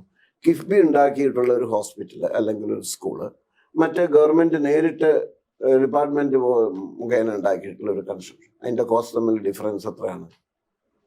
സർക്കംസ്റ്റാൻഷ്യൽ എവിഡൻസ് വെച്ച് കഴിഞ്ഞാൽ എൻ്റെ അഭിപ്രായത്തിൽ ഹൈ യൂണിറ്റ് കോസ്റ്റാണ് ഈ കിഫ്ബി ഇതിൽ വന്നിട്ടുള്ളത്. അപ്പോൾ ഇതൊരു ഓഫ് ബഡ്ജറ്റ് എടുത്തതിലുള്ള പ്രശ്നമല്ല, പക്ഷെ ആ രീതി ലെജിസ്ലേറ്റീവ് കൺട്രോൾ ഇല്ലാത്തത്, സുതാര്യമായിട്ട് പ്രവർത്തനം ഇല്ലാത്തത്, ഇത് രണ്ടും പ്രധാന പ്രശ്നങ്ങളാണ്. So it has to be seen in that. പിന്നെ എനിക്ക് ഒരു കാര്യം കൂടി ഞാൻ പറയട്ടെ, കാരണം ഇത് പലരും കേൾക്കുന്നതാണ്. ഇപ്പോൾ ജയചന്ദ്രനും വയോജനങ്ങളുടെ കുറിച്ച് വലിയ ആശങ്ക പറഞ്ഞു. എനിക്ക് ആശങ്കയില്ല. വയോജനങ്ങൾക്ക് വേണ്ടിയുള്ള ഒരു ബജറ്റ്, ഒരു പ്രത്യേക ബജറ്റ് അത് ഞാൻ സ്വാഗതം ചെയ്യും. വയോജനങ്ങൾക്കല്ല, കുട്ടികൾക്കല്ല, ചെറുപ്പക്കാരികളായിട്ടുള്ള നിങ്ങളെമാരുള്ളവർക്ക് ബഡ്ജറ്റ് ഉണ്ടെങ്കിൽ എനിക്ക് സന്തോഷമാണ്. പക്ഷേ old age is not yet a problem in Kerala എന്നുള്ള ഞാൻ അതിനെ കുറിച്ച് എഴുതിയിട്ടുമുണ്ട് പുസ്തകത്തിലും, എൻ്റെ പുനർവിചിന്തനം എന്നുള്ള പുസ്തകത്തിലും. കാരണം old age is defined arbitrarily by drawing a line. 60 വയസ്സ് കഴിഞ്ഞാൽ ഓൾഡ് ഏജ് ആയി എന്ന് നമ്മൾ കണക്കാക്കുകയാണ് സ്വയം. പക്ഷെ അതല്ല, കേരള ഗവൺമെന്റിന്റെ അഭിപ്രായത്തിൽ 56 ഓൾഡ് ഏജ് റിട്ടയർമെന്റ്. നിങ്ങൾ 56 വയസ്സായാൽ വയസ്സനായി സ്റ്റേറ്റ് സർവീസിൽ. ഡോക്ടറാണെങ്കിൽ നിങ്ങൾക്ക് അത് മെഡിക്കൽ കോളേജ് ഡോക്ടറാണെങ്കിൽ 60 വയസ്സ് വരെ ആവാം. ഗവൺമെന്റ് സർവീസുള്ള ആളാണെങ്കിൽ 56 പോകണം. So it is N arbitrary line, even 60. International practice അനുസരിച്ച് ഇപ്പം ILO മാതിരിയുള്ള സംഘടനകൾ, മറ്റ് യൂണിയൻ സംഘടനകൾ അവരുടെ ഈ കമ്പാരിസൺ അക്രോസ് കൺട്രീസ് നടത്തുന്ന സമയത്ത് 65 കട്ട് ഓഫ്. ഇപ്പോൾ ലേബർ ഫോഴ്സ് ഡാറ്റ നമ്മളൊക്കെ നോക്കുമ്പോൾ ഇന്ത്യയിൽ 15 to 60, 59 ആണ് നോക്കുക. അവരതിനെ മാറ്റി 15 to 64 ആണ് നോക്കുക. ഇത് എങ്ങനെ 60 ആണോ 65 ആണോ 70 ആണോ എന്നുള്ളത് ഇറ്റ്സ് എ റിലേറ്റീവ് കോൺസെപ്റ്റ്. നമ്മുടെ ലൈഫ് എക്സ്പെക്റ്റൻസി, പ്രതീക്ഷിത ജീവിത ആയുസ് ആയുർദൈർഘ്യം 50-ൽ താഴെ ആയിരുന്ന സമയത്താണ് നമ്മൾ ഈ റിട്ടയർമെന്റ് 55-ഉം 58-ഉം ആയിട്ടുണ്ടായിരുന്നത്. ഗവൺമെന്റ് ഓഫ് ഇന്ത്യയിൽ 58-ഉം ഇവിടെ 55-ആയിട്ടുള്ളത്. ഇന്ന് ജനറൽ ആയിട്ട് പറഞ്ഞാൽ 79 വയസ്സാണ് സ്ത്രീകൾക്ക്. നമ്മളെക്കാളും കൂടുതൽ ജീവിച്ചിരിക്കാൻ പോകുന്നത് സ്ത്രീകളാണ്. 74 വയസ്സാണ് പുരുഷന്മാർക്ക്. ദ വീക്കർ സെക്സ് എന്ന് പറയുന്നത്. ഈ ഗവൺമെന്റ് അല്ലെങ്കിൽ മറ്റ് കോർപ്പറേറ്റ് സ്ഥാപനങ്ങളിലുള്ള മിഡിൽ ക്ലാസ് ജീവനക്കാരുടെ കാര്യം പറഞ്ഞാൽ they live much more than the average life expectancy. 80 കടക്കും. അപ്പൊ 55-56 വയസ്സിൽ കഴിഞ്ഞ് 25 വർഷമെങ്കിലും മിനിമം. And there are many people 80+. വേറൊരു കാര്യം പറഞ്ഞു കഴിഞ്ഞാൽ, ഇപ്പോൾ വർക്ക് ഫോഴ്സിന്റെ സ്റ്റാറ്റിസ്റ്റിക്സ് നോക്കിക്കഴിഞ്ഞാൽ 60-നും 65-നും വയസ്സിൽ ഉള്ള ആൾക്കാർ, പ്രത്യേകിച്ചും പുരുഷന്മാരുടെ എടുത്താൽ 50% ഇപ്പോഴും തൊഴിലിൽ ഏർപ്പെട്ടിരിക്കുന്നവരാ. സോ ഈ 50% മുഴുവൻ വയസ്സരാണെന്ന് പറയാൻ പറ്റും. നേരെ മറിച്ച് നിങ്ങൾ ചില യൂറോപ്യൻ രാജ്യങ്ങളിലോ അല്ലെങ്കിൽ ഫ്രാൻസിൽ അവർക്ക് വേഗം റിട്ടയർ ചെയ്ത് ആസ്വദിക്കാനുള്ള ഒരു ഇതാണ് അവരുടേത്. എന്തിനാണ് ഇങ്ങനെ വെറുതെ ജോലി ചെയ്യണമെന്നാണ് അവരുടെ. French trade unions are very strong. അമേരിക്കയിലൊക്കെ റിട്ടയർമെന്റ് എന്നുള്ള കൺസെപ്റ്റ് പലർക്കും ഇല്ല. If you are a professor, you decide your age of retirement. ഇപ്പോൾ 70-ഉം 75-ഉം ആക്റ്റീവായിട്ട്. അമർത്യസൻ ഇപ്പോഴും ഹാർവേഡ് യൂണിവേഴ്സിറ്റിയിൽ പ്രൊഫസറാണ്. 94 വയസ്സേ ആയുള്ളൂ. Because his intellect is valued. In that sense he's working. ആഴ്ചയിൽ ഒരു ക്ലാസ് കൊടുത്താൽ മതി, അല്ലെങ്കിൽ വർഷത്തിൽ ഒരു ആർട്ടിക്കിളോ ഒരു പുസ്തകമോ വന്നാൽ മതി. So that's A recognition.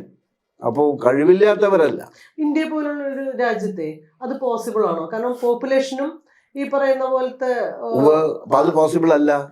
So what I am seeing is, അതുകൊണ്ട് നമ്മൾ ഇവരെ ആ വിഭാഗത്തിൽ പെടുത്തി വയസ്സരാണെന്ന് ആരോപിക്കരുതെന്നേ പറയുള്ളൂ. ബട്ട് ബൈ നെസസിറ്റി പാവപ്പെട്ട ഒരുപാട് ആൾക്കാർ 60+ ജോലി ചെയ്യുന്നവര് നമുക്ക് ചുറ്റും നോക്കൂ. ഒരു ചായക്കടയിലോ ഷോപ്പിലോ അല്ലെങ്കിൽ കെട്ടിട നിർമ്മാണ തലത്തിലോ പോയി നോക്കൂ. എത്ര വയസ്സാണെന്ന് ചോദിക്കൂ. 63, 64, 65, 60 വരെ വയസ്സ് വരെ വർക്ക് ചെയ്യുന്നുണ്ട്. So basically, Vayojanam is defined by 2 criteria. One is your average life expectancy. Upon you can afford to increase your threshold from 60 to 65 or 65 above 65. That depends on your other factors. After the health. 50 വയസ്സ് എത്ര unhealthy ആൾക്കാരുണ്ട്, സ്ത്രീകളും പുരുഷന്മാരും ഒക്കെ ആയിട്ട്. 65-ൽ നല്ല ആരോഗ്യത്തോടെ ഇരിക്കുന്ന എത്ര ആൾക്കാരുണ്ട്. So health should define your ability to work. പിന്നെ കേരളത്തിൽ ഈ 60-നും 65-നും വയസ്സിൽ പ്രത്യേകിച്ചുള്ളവര് വെറുതെ ഇരിക്കുകയാണോ? They are only not recognized as earning money. പക്ഷെ പലരും കുട്ടികളെ നോക്കുന്നവരാണ്. അതിന് പകരം എന്താ വേണ്ട? ഒരാളെ വെച്ചാൽ ശമ്പളം കൊടുക്കണ്ടേ?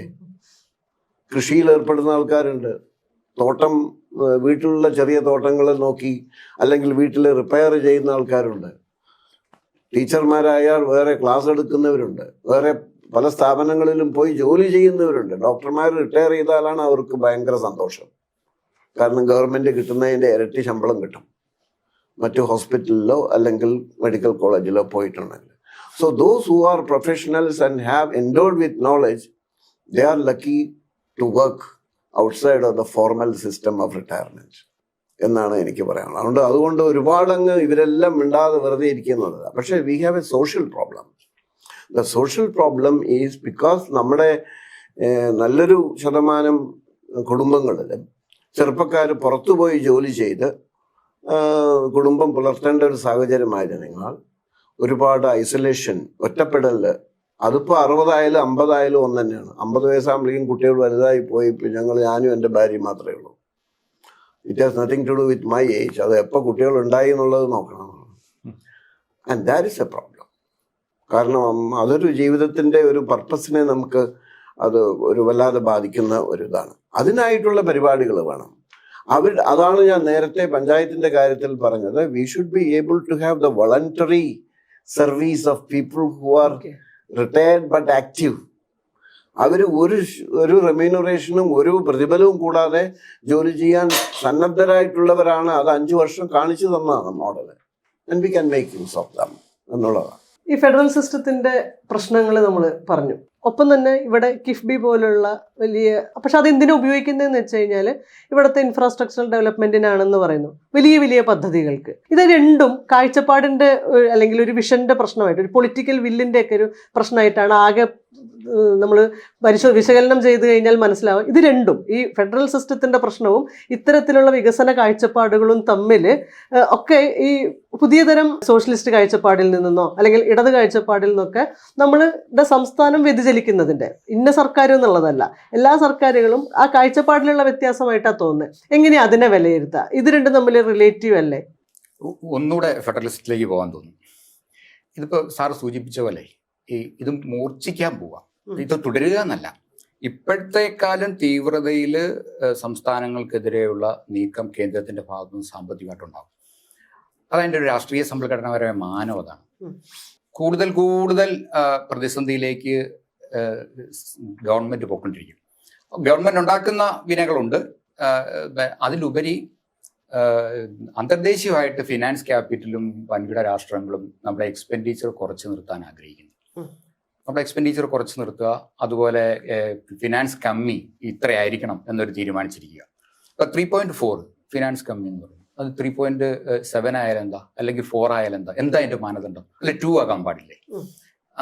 അതങ്ങനെ തീരുമാനിച്ചിരിക്കുക. അതിന് പ്രത്യേകിച്ചും വിശദീകരണങ്ങൾ പറയുന്നില്ല. ഇതിനർത്ഥം കേന്ദ്രമായാലും സംസ്ഥാനങ്ങളായാലും അവരുടെ സാമ്പത്തിക മാനേജ്മെന്റ്, ധനകാര്യ മാനേജ്മെന്റ് കെടുകാര്യസ്ഥയിലേക്ക് പോകണമെന്നല്ല. അത് അച്ചടക്കം പാലിക്കുകയും എഫിഷ്യൻ്റായി നിർവഹിക്കുകയും ഒക്കെ ചെയ്യണം. പക്ഷെ അത് ഇങ്ങനെ ഒരു ഇത് വച്ചല്ല. ചില കാലഘട്ടങ്ങളിൽ 3.4 അല്ലായിരിക്കാം.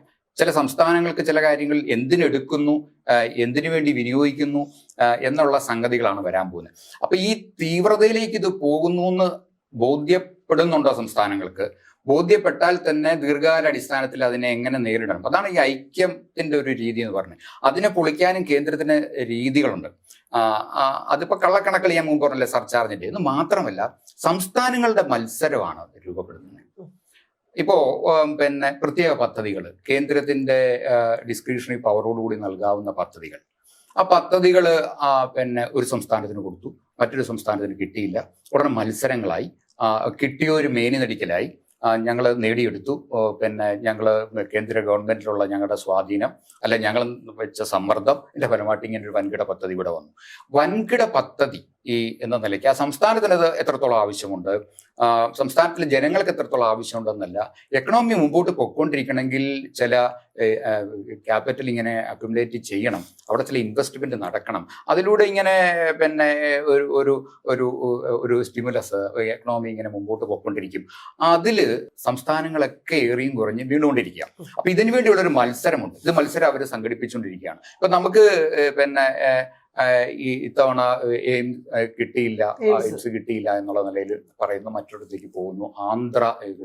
അപ്പൊ ദക്ഷിണേന്ത്യ സംസ്ഥാനങ്ങൾ തമ്മിൽ മത്സരം ഉണ്ടാകും, ഇവിടുന്ന് പോയ വേറൊരിടത്തേക്ക് എന്ന നിലയ്ക്ക്. അപ്പൊ അതിനെ രാഷ്ട്രീയമായി നേരിടുക എന്നുള്ളതാണ്. രാഷ്ട്രീയമായി നേരിടാൻ ഉള്ള ഒരു മുന്നണിക്ക് രാഷ്ട്രീയ ഉള്ളടക്കം ഏറ്റവും കൂടുതൽ പ്രദാനം ചെയ്യാൻ കഴിയുന്നത് ലെഫ്റ്റിനാണ്. അത് പല കാലങ്ങളിലായിട്ട് നിർവഹിച്ചു പോന്നിട്ടുണ്ട്. ആ മുൻകൈ ഈ ലെഫ്റ്റ് എടുക്കുക എന്നുള്ളതാണ് പ്രധാനം. അതൊരു പ്രശ്നം.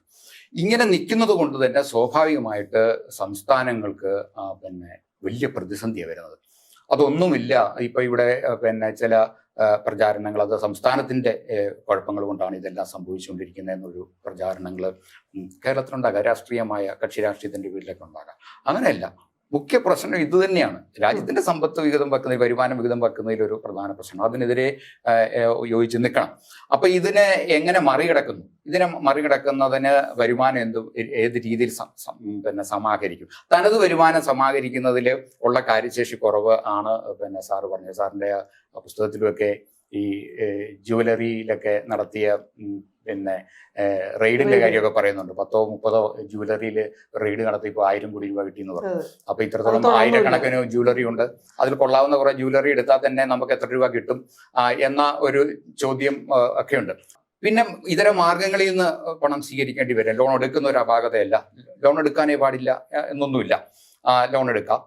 അപ്പോൾ എടുക്കുന്നത് എന്ത് പദ്ധതിക്ക് എന്നുള്ളത്. അതിലിപ്പോ കിഫ്ബിയുടെ കാര്യത്തിലും ഉള്ള ഒരു പ്രധാന പ്രശ്നം, നമ്മൾ കൂടുതൽ ജനാധിപത്യവൽക്കരിക്കപ്പെട്ട ഒരു സംസ്ഥാനമാണ് താരതമ്യേന. നമ്മൾ സത്യത്തിൽ പീപ്പിൾസ് പ്ലാൻ തന്നെ കൊണ്ടുവന്നത് എന്താണ്? ഏറ്റവും ഗ്രാസ് റൂട്ട് ലെവലിലുള്ള മനുഷ്യർ പോലും പ്ലാൻ ചെയ്യണം. അവന്റെ ചുറ്റുപാടുള്ള പഞ്ചായത്തിലെ അല്ലെ ലോക്കലായിട്ടുള്ള വിഭവങ്ങൾ എന്ത്, ആ വിഭവങ്ങളെ കുറിച്ച് അവൻ മനസ്സിലാക്കുന്നു, ആ വിഭവങ്ങൾ എങ്ങനെ ഉപയോഗിക്കണം, എങ്ങനെ പരിപാലിക്കണം, അതിലൂടെ എങ്ങനെ ഉൽപാദനക്ഷമത വർദ്ധിപ്പിക്കണം എന്നുള്ള ചിന്തകളെ നമ്മൾ മുമ്പോട്ട് കൊണ്ടുപോയത്.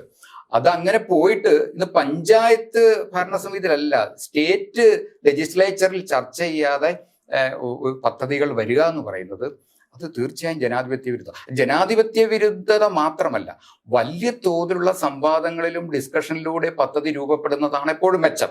3 പേര്, ഏതെങ്കിലും വിദഗ്ധർ 3 പേര്, ടെക്നോക്രാറ്റ്സ് 4 പേര് കൂടിയിരുന്ന പദ്ധതികൾ പ്രഖ്യാപിക്കുന്നത്. അത് പൊളിറ്റിക്കൽ ലീഡർഷിപ്പ് അല്ല പലപ്പോഴും പദ്ധതികൾ പ്രഖ്യാപിക്കുന്നത്. അത്ഭുതപ്പെടുത്തുകയാണ്. ഇപ്പോ സിൽവർ ലൈൻ പ്രഖ്യാപിച്ചതാരാ? എത്രയോ നാൾ ആ സംവാദത്തെ അവർ ലീഡ് ചെയ്തുകൊണ്ട് പോയി. സിൽവർ ലൈനിന്റെ ഒരു MD കേരളത്തിന്റെ ഒരു ബഡ്ജറ്റിന് തുല്യമായിട്ടുള്ള ഒരു പദ്ധതി അനൗൺസ് ചെയ്തത് ഒരു ബ്യൂറോക്രാറ്റാണ്. ബ്യൂറോക്രാറ്റ് പോലും ഒരു ചീഫ് സെക്രട്ടറി ആ റാങ്കിലൊന്നും അല്ല, ഇതിനു വേണ്ടി ഉണ്ടാക്കിയ ഒരു MD വന്നാണ് അത് പറയുക. എന്നിട്ട് MD ആണ് അതിന് MD ആയി ബന്ധപ്പെട്ട കുറച്ചു പേരുമാണ് സംവാദം നടത്തിക്കൊണ്ടിരിക്കുന്നത്. ഒരു ഘട്ടം കഴിഞ്ഞ് അത് അദ്ദേഹത്തെ കൊണ്ടുപോകാൻ പറ്റാതെ വരുമ്പോഴാണ് മാത്രമാണ് പൊളിറ്റിക്കൽ ലീഡർഷിപ്പ് വന്നത്. അത് അത്തരം ഒരു രീതി, ഒരു സുതാര്യതയ്ക്ക് അനുയോജ്യമല്ല. ഇപ്പം ഞാൻ തന്നെ കിഫ്ബിയിൽ നിർമ്മിച്ച ഒരു റോഡ്, ഒരു 10,900 കോടി രൂപ മുടക്കിയ റോഡിന്റെ ആ മേഖലയെ സംബന്ധിച്ച ഒരു പാരിസ്ഥിതികമായ പ്രശ്നത്തെ കുറിച്ച് ചർച്ച ചെയ്യാനുള്ള ഒരു അനൗപചാരികമായ ഒരു കൂട്ടായ്മയാണ്. അപ്പൊ അങ്ങനെ വന്നപ്പോഴത്തേനും ഇത്തരത്തോളം കുറെ പഞ്ചായത്തുകളിലൂടെ വളരെ താണ ഭൂമിയിലൂടെ വെറ്റ്ലാൻഡിലും പാടത്തിന്റെയൊക്കെ നടുവിലുള്ള റോഡാണ്. അത് പഴയ പ്രശ്നങ്ങളൊക്കെ പരിഹരിച്ച് മെച്ചപ്പെട്ട് വെള്ളത്തിൽ കിടക്കാതെ ഉയർന്ന തലത്തിൽ ഇടയ്ക്ക് ട്രാഫിക്കിന് പ്രശ്നം ഉണ്ടാകാതെ വർഷകാലത്ത് പ്രശ്നം ഉണ്ടാകാതെ ഒക്കെ എന്നുള്ള നിലയിലാണ് അത് കൊണ്ടിരുന്നത്. തീർച്ചയായും നേരത്തെക്കാലം മെച്ചപ്പെട്ട റോഡാ, അങ്ങനെയായിരിക്കും. അപ്പൊ ആ പ്രദേശത്തിന്റെ പാരിസ്ഥിതിയെ കുറിച്ച് ചർച്ച ചെയ്യുമ്പോൾ ഈ റോഡ് ഇങ്ങനെ വരുന്നു, ആ റോഡിനെ സംബന്ധിച്ച് ഈ പഞ്ചായത്തിൽ ഇത്രത്തോളം ഫ്രജയിലായിട്ടുള്ള ഒരു ആവാസ വ്യവസ്ഥയിലൂടെ കടന്നു പോകുന്ന റോഡായിട്ട് കൂടി ആ റോഡിനെ സംബന്ധിച്ച് ഈ പോകുന്ന പഞ്ചായത്തുകളിലെ ഭരണസമിതികളുമായിട്ടോ ജനങ്ങളുമായിട്ടോ ഒരു ചർച്ചയില്ലാതെ ആ റോഡിന്റെ പ്രവർത്തനം തുടങ്ങാം. അപ്പോൾ ഇതിനെ സംബന്ധിച്ച് ചോദിച്ചപ്പോൾ അത് പറഞ്ഞ അത് നേരത്തെക്കാലം മെച്ചോ എന്ന് പറഞ്ഞു. നേരത്തെക്കാലം മെച്ചോ എന്ന് പറഞ്ഞപ്പോൾ 900 കോടി രൂപയുടെ ഒരു പദ്ധതി, 900 കോടി രൂപയുടെ പദ്ധതി ഇപ്പം നിർമ്മിക്കുന്നതിനേക്കാളും മെച്ചമായിട്ട് നിർമ്മിക്കാൻ പറ്റുമോ? ആലോചിക്കണമല്ലോ. നാഷണൽ ഹൈവേ ഇങ്ങനെ വരുന്നു, നേരത്തെക്കാളും മെച്ചമാണ് ഇത്രയും വാഹനോട്. ഈ പണം വേറെ മെച്ചപ്പെട്ട നിലയിൽ ഗതാഗതത്തിന് വിനിയോഗിക്കാൻ പറ്റുമോ എന്നുള്ള ഒരു ചിന്തയും കൂടി ഉണ്ടല്ലോ. ഒരു നെക്സ്റ്റ് ബെസ്റ്റ് ആൾട്ടർനേറ്റീവ് എന്ന നിലയ്ക്ക് പരിശോധനകളൊക്കെ നടത്തണമല്ലോ. അപ്പൊ ആ നിലയിൽ അപ്പൊ അതിന് DPR ഇല്ല, പബ്ലിക്കിലില്ല, DPR ഇല്ല എന്നതാണ്. അപ്പോൾ DPR കാണണ്ടേന്ന് വെച്ച് അല്ല, അതിപ്പം അത് നല്ല നിലയിൽ, അത് മെച്ചപ്പെട്ട നിലയില എന്ന നിലയിൽ പോവുക. ഞാൻ ഇതൊരു സുതാര്യത കുറവാണ്. അത് ഇപ്പോ ഒരു പക്ഷേ ഇടതുപക്ഷം അത് വിചാരിക്കുന്നതെന്ന് വെച്ചാൽ ഇടതുപക്ഷം അത് വളരെ ശ്രദ്ധയോടുകൂടി ഈ എല്ലാ പരിഗണനകളും കൂടി പ്രകൃതിയെയും ജനങ്ങളെയൊക്കെ കെയർ ചെയ്തുകൊണ്ട് ശ്രദ്ധിച്ചു പോകാമെന്നൊരു ആത്മവിശ്വാസം ഉണ്ടാകാം. അങ്ങനെയായിരിക്കും ചെയ്യുന്നത്. പക്ഷെ ഇതല്ലല്ലോ ഒരു ഇൻസ്റ്റിറ്റ്യൂഷൻ സ്ഥാപിക്കുമ്പോൾ, ഒരു വികസനത്തിന്റെ ഒരു സംഗതി ഇവിടെ പ്ലേസ് ചെയ്ത് കഴിഞ്ഞു. ഇനി വരാൻ പോകുന്ന സർക്കാരുകൾ, UDF കുറെ കഴിഞ്ഞ് ഇനി ഏതെങ്കിലും കാരണവശാൽ ദൗർഭാഗ്യവശാൽ BJP കേരളത്തിലേക്ക് വരുന്നു. ഇതൊക്കെ ഏതൊക്കെ നിലയിലായിരിക്കും അതൊക്കെ ഉപയോഗപ്പെടുത്താൻ പോകുന്നത്? ഇപ്പോഴത്തെ ഉദ്ദേശശുദ്ധി അതേപടി അംഗീകരിച്ചാൽ തന്നെ അപ്പൊ അതൊന്നും ഒരു കേരളം പോലുള്ളൊരു സ്ഥലത്ത് യോജിച്ചതല്ല. സുതാര്യത കുറവുണ്ട്, ജനാധിപത്യ വിരുദ്ധതയുണ്ട്, എല്ലാ പ്രശ്നമുണ്ട്. ഈ കേന്ദ്രീകരണം എന്ന് പറയുന്നത് കേന്ദ്രവും സംസ്ഥാനവും മാത്രമല്ല. ഈ കാലഘട്ടത്തിന്റെ നിയോ ലിബറൽ കാലഘട്ടത്തിന്റെ പ്രത്യേകതയാണ് അധികാരവും സമ്പത്തും പരസ്പര പൂരകമാണല്ലോ. സമ്പത്ത് കേന്ദ്രീകരിക്കുമ്പോൾ ആ പ്രക്രിയ നല്ല നിലയിൽ കൊണ്ടുപോകാൻ കേന്ദ്രീകരിക്കപ്പെട്ട ഒരു ഭരണകൂടം വേണം. അപ്പൊ അതുകൊണ്ടാണ് കേന്ദ്ര ക്യാബിനറ്റ് അറിയാതല്ലേ പ്രധാന തീരുമാനങ്ങൾ വരുന്നത്. നോട്ട് നിരോധിക്കുന്ന ക്യാബിനറ്റ് തന്നെ ഫുള്ളായിട്ട് അറിയുന്നില്ല. എന്നിട്ട് വേണമല്ലോ അത് അങ്ങനെ പറ്റൂ, അങ്ങനെ ആ കാര്യങ്ങൾ നിർവഹിക്കാൻ പറ്റുള്ളൂ. അത് എല്ലാ തലത്തിലും വരാം. ഇപ്പം ഇടയ്ക്ക് പറയാറുള്ള സംഗതി, പഞ്ചായത്തിന് സംഭവിക്കുന്നതിന്റെ വേറൊരു പ്രശ്നമാണ് ഈ കേന്ദ്രീകരണ. സംസ്ഥാനത്തിന്റെ അധികാരങ്ങൾ കേന്ദ്രം കവരുന്നു ഒരു തരത്തിൽ. പക്ഷെ ഈ പഞ്ചായത്തിന്റെ അവസ്ഥ എന്താ? പഞ്ചായത്തിന്റെ ഇപ്പം കേന്ദ്രത്തു നിന്ന് കുറേ പണം നേരിട്ട് പഞ്ചായത്തിന് കൊടുക്കുന്നു. സംസ്ഥാന ഗവൺമെന്റ് നേരിട്ട് പഞ്ചായത്തിന് കൊടുക്കുന്നു. പഞ്ചായത്തിന് 25%, 28%, 30% ഒക്കെ ഫണ്ട് നീക്കി വെച്ചു എന്ന് പറയുന്നു. അതിന്റെ പ്ലാനിങ് ആ പദ്ധതി മറ്റ് സംവിധാനങ്ങൾക്ക് മുമ്പ് പറഞ്ഞ പോലെ കർമ്മസമിതികൾ ഉൾപ്പെടെയുള്ള അതിന്റെ പിന്നെ സംസ്ഥാന പ്ലാനിംഗ് ബോർഡ് പോലെ താഴെ കർമ്മസമിതികളും ആസൂത്രണ സംവിധാനവും ഒക്കെ പഞ്ചായത്തിനും വിഭാവന ചെയ്യപ്പെട്ടിട്ടുണ്ടല്ലോ. ആ സംഗതി പ്രവർത്തിച്ചു വന്നത് പിന്നോട്ട് പോയിരിക്കുക. അപ്പൊ ഈ കേന്ദ്രീകരണം ഇങ്ങനെ താഴേക്ക് വരെ വരിക, ജനാധിപത്യ വിരുദ്ധത ഒരു താഴേക്ക് വരെ വരുന്നുണ്ട്. അതിനെ തടയാൻ, അത് കേരളത്തിൽ മാത്രം സവിശേഷമായ ഉള്ള ഒരു പ്രക്രിയയല്ല, പക്ഷെ അതിനെ തടയാൻ പിന്നെ ലെഫ്റ്റിന് കഴിഞ്ഞില്ല എങ്കിൽ മറ്റാർക്കും അത് കഴിയാൻ കേരളത്തിൽ അത്രത്തോളം ഇനിയിപ്പോ അതാർക്ക് കഴിയും? ആ ഒരു പ്രതിസന്ധി ഈ കിഫ്ബി പോലെയുള്ള സ്പെഷ്യൽ പർപ്പസ് വെഹിക്കിൾ എന്നൊക്കെ പറഞ്ഞ് ഉള്ള പിന്നെ മിഷൻ മോഡിലുള്ള പല പദ്ധതികൾ പെട്ടെന്ന് അവതരിപ്പിക്കപ്പെടുകയും അതങ്ങ് നിർവഹിക്കപ്പെട്ടു പോവുകയും ചെയ്തൊരു പ്രശ്നം, അത് കേരളത്തിന് അനുയോജ്യമല്ല എന്നുള്ള അഭിപ്രായം. ഈ ജനകീയ ആസൂത്രണത്തിന്റെ ഒരു ഓഡിറ്റിംഗ്, പൊളിറ്റിക്കൽ ഓഡിറ്റിംഗ് ആവശ്യമായിട്ട് വരുന്നത് ഈ സന്ദർഭത്തിലാണ് താങ്കൾ പറഞ്ഞ. അല്ലെ, സോഷ്യൽ ഓഡിറ്റിങ് എന്ന് പറഞ്ഞിട്ടുണ്ടെങ്കിൽ സോഷ്യൽ ഓഡിറ്റിങ് എല്ലാം പോയല്ലോ. പിന്നെ അപ്പോ അത് തിരിച്ചു പിടിക്കേണ്ട എന്നുള്ള പ്രശ്നമുണ്ട്. ഇപ്പൊ മുൻപ് പറഞ്ഞ ഒരു പ്രശ്നം വീണ്ടും വരിക. ഇതേവരെ ഇപ്പോൾ ഉള്ള ഗവൺമെന്റ് നേരത്തെയുള്ള ഗവൺമെന്റുകളിൽ നിന്നുള്ള വലിയൊരു വിച്ഛേദമാണ് എന്ന് അവകാശപ്പെട്ടു ആണല്ലോ പറയുന്നത്. സത്യത്തിൽ ഞാൻ പിന്നെ അത് അങ്ങനെ ഒരു വിച്ഛേദമാണ്, ഇത് വേറൊരു സാധനമാണ് എന്ന് ബോധ്യപ്പെടുത്തേണ്ടതുണ്ടാകാം.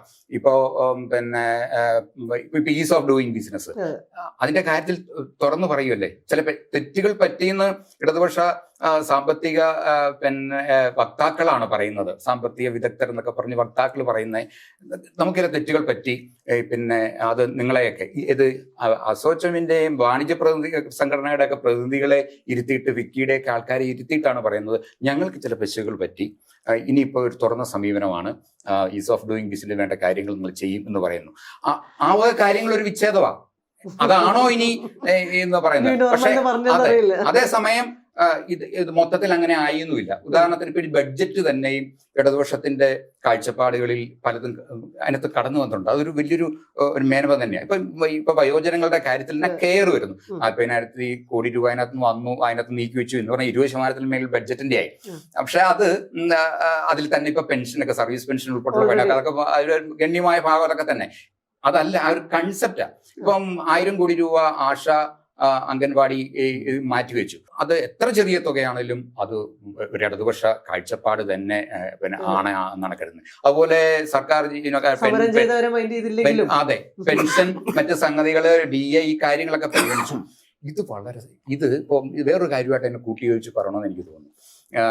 തിരുത്തണം ജനങ്ങൾ എന്ന ആദ്യം പിന്നെ ഇടതുപക്ഷത്തിന്റെ ഭാഗത്തു നിന്ന് കഴിഞ്ഞ ലോക്കൽ ബോഡി തെരഞ്ഞെടുപ്പിന്റെ വിലയിരുത്തലിന്റെ ഒരു ഔട്ട്പുട്ട് എന്ന നിലയിൽ വന്നത് ജനങ്ങൾ കാര്യങ്ങൾ മനസ്സിലാക്കി തിരുത്തണമെന്ന് പറഞ്ഞു. പക്ഷെ വേഗം പിന്നെ അതല്ല, പിന്നെ ലെഫ്റ്റ് സ്വന്തം നിലയിൽ കുറെ തിരുത്തേണ്ടതെന്ന് ഒരു ലൈനിലേക്ക് എത്തിച്ചേർന്നു. അതിന്റെ ഒരു പോസിറ്റീവായ ഒരു കാര്യം, തിരുത്തലിന്റെ ചില ശ്രമങ്ങൾ അതിലൂടെ കടന്നു വന്നിട്ടുണ്ട്. ഒന്ന്, കേരളത്തിന്റെ ഒരു working class content, working class militancy, working ക്ലാസിന്റെ ഒരു പൊളിറ്റിക്സ് വളരെ നേർത്തു വരികയായിരുന്നു. അത് ക്ലാസ് സംഘടനകളിലൊക്കെ, പിന്നെ ട്രേഡ് യൂണിയനുകളിലായാൽ പോലും അസംഘടിത തൊഴിലാളികളുടെ കൂട്ടായ്മയിലൊക്കെ ആയി തന്നെ അവർക്കത് ബോധ്യപ്പെട്ടു തുടങ്ങിയിരുന്നു. കേരളത്തിലെ സംഘടിത മേഖലയിലെ ട്രേഡ് യൂണിയൻ പ്രവർത്തകരും അവിടുത്തെ അംഗങ്ങളും ഇതിലൊരു അസംതൃപ്തി കടന്നുകൂടിയിരുന്നു. അതിപ്പോ ഉദാഹരണത്തിന് കേരളത്തിലെ ട്രാൻസ്പോർട്ട് മേഖലയിലൊക്കെ BMS എന്ത് പങ്കാവുള്ളത്? ഒരു പങ്കും ആ തൊഴിലാളികൾക്ക് വേണ്ടി നിർവഹിച്ചതല്ല. അവർക്കൊരു ഗണ്യമായ ആൾക്കാർ റഫറണ്ടത്തിൽ വോട്ട് ചെയ്ത് വന്നു. ആ കലക്കവെള്ളത്തിൽ മീൻ പിടിക്കുക വളരെ പ്രശ്നമുള്ള സംഗതിയാണ്. അപ്പൊ അങ്ങനെ ആ ഇതിൽ നിൽക്കുക സത്യത്തിൽ ഒരു ആശ്വാസകരമായി മാറി. അവരുടെ കഴിഞ്ഞ തവണ അത്തരം തൊഴിലാളികൾ വിഭാഗത്തിൽ നിന്ന് സംഘടിത മേഖലയിലെ തൊഴിലാളികൾ പോലും പിന്നെ ഞാൻ വിചാരിക്കുന്നത് ഇടതുപക്ഷത്തിന് വോട്ട് ചെയ്യാതെ മാറിപ്പോകുന്നൊരവസ്ഥ ഉണ്ടായിരുന്നു. KSRTCയിലൊക്കെ ജോലി ചെയ്ത് ലാഭം ഉണ്ടാക്കിയാലേ കൂലി ഉള്ളൂ എന്ന് പറയുന്നത്, അത് KSRTCയിലെ പ്രതിസന്ധിയും പ്രശ്നങ്ങളും എല്ലാം ഉണ്ട്. പക്ഷെ നമ്മൾ ഉപയോഗിക്കുന്ന ഭാഷ എന്ന് പറയുന്നത് ഒരു പിന്നെ തൊഴിലാളി വർഗ പാർട്ടിക്ക് നേതൃത്വം ഉള്ള പരിമിതിക്കുള്ളിൽ നിന്നും, ഒരു മുതലാളിത്ത സമൂഹത്തിന്റെ പരിമിതിക്കുള്ളിൽ നിന്നുള്ള സർക്കാർ പോലെ ആണെങ്കിൽ പോലും ഉപയോഗിക്കുന്ന ഭാഷ അതൊരു വിച്ഛേദമാണ്, അത് മുമ്പില്ലാത്തൊരു രീതിയാണ്. അതിന്റെ തിരുത്തല് ഈ ബഡ്ജറ്റിൽ ചില കൺസെപ്റ്റുകൾ കയറി വന്നിട്ടുണ്ട്. അതൊരു പോസിറ്റീവ് വശമായിട്ട് നിൽക്കുക. എങ്കിൽ കൂടി മുഖമുദ്രയായിട്ട് ഇനി എന്താണ് വരാൻ പോകുന്നത്? ഞാൻ മുമ്പ് പറഞ്ഞ ഈസ് ഓഫ് ഡൂയിങ് ബിസിനസ്സും അത്ര സംഗതികളിലേക്കാണോ പോകുന്നതെന്നുള്ള കാര്യം, ഇതാണ് ഇതിൻ്റെ ഒരു സർക്കാരിൽ അല്ലെങ്കിൽ ഒരു വികസന കാഴ്ചപ്പാടിലെ ഒരു വൈരുദ്ധ്യം, അതിനകത്ത് നടക്കുന്നൊരു സമരം. ആ സമരത്തിൽ ആണ് ജിജ്ഞാസയോടുകൂടിയും താല്പര്യപൂർവ്വം നമ്മളെല്ലാം നോക്കി കാണേണ്ടതെന്ന് തന്നെയാണ് ഞാൻ കരുതുന്നത്. കേരളത്തിന്റെ സമ്പദ് വ്യവസ്ഥയായിട്ട് ബന്ധപ്പെട്ട് അതിനെ സ്വാധീനിച്ച ഒരു പ്രധാനപ്പെട്ട ഘടകമായിട്ട് ഗൾഫ് കുടിയേറ്റത്തിനെ കുറിച്ച് പറയാറുണ്ട്. അത് ശരിക്കും ഈ ഗൾഫ് കുടിയേറ്റവും ഇപ്പോൾ കാലത്ത് ഈ പ്രവണതയും, അതായത് അന്തർ സംസ്ഥാന തൊഴിലാളികളിൽ രൂപപ്പെട്ടു വരുന്ന ഈ ലേബർ ക്ലാസ്സും, അത് ഏത് രീതിയിലാണ് കേരളത്തിന്റെ എക്കോണമിയെ സ്വാധീനിക്കാൻ പോകുന്നത്? അത് ഞാനത് എൻ്റെ പുസ്തകത്തിൽ പറഞ്ഞിട്ടുണ്ട്. എന്താ അറിയോ, പരസ്പര ആശ്രിതത്വമാണ് അതിലുള്ളത്, ഇന്റർ ഡിപ്പെൻഡൻസ്. നമ്മൾ ഒരു രാജ്യമല്ലല്ലോ, പരമാധികാര രാജ്യമല്ലല്ലോ കേരളം. കേരളം എന്നുള്ളത് ഇന്ത്യയുടെ ഭാഗമാണ്.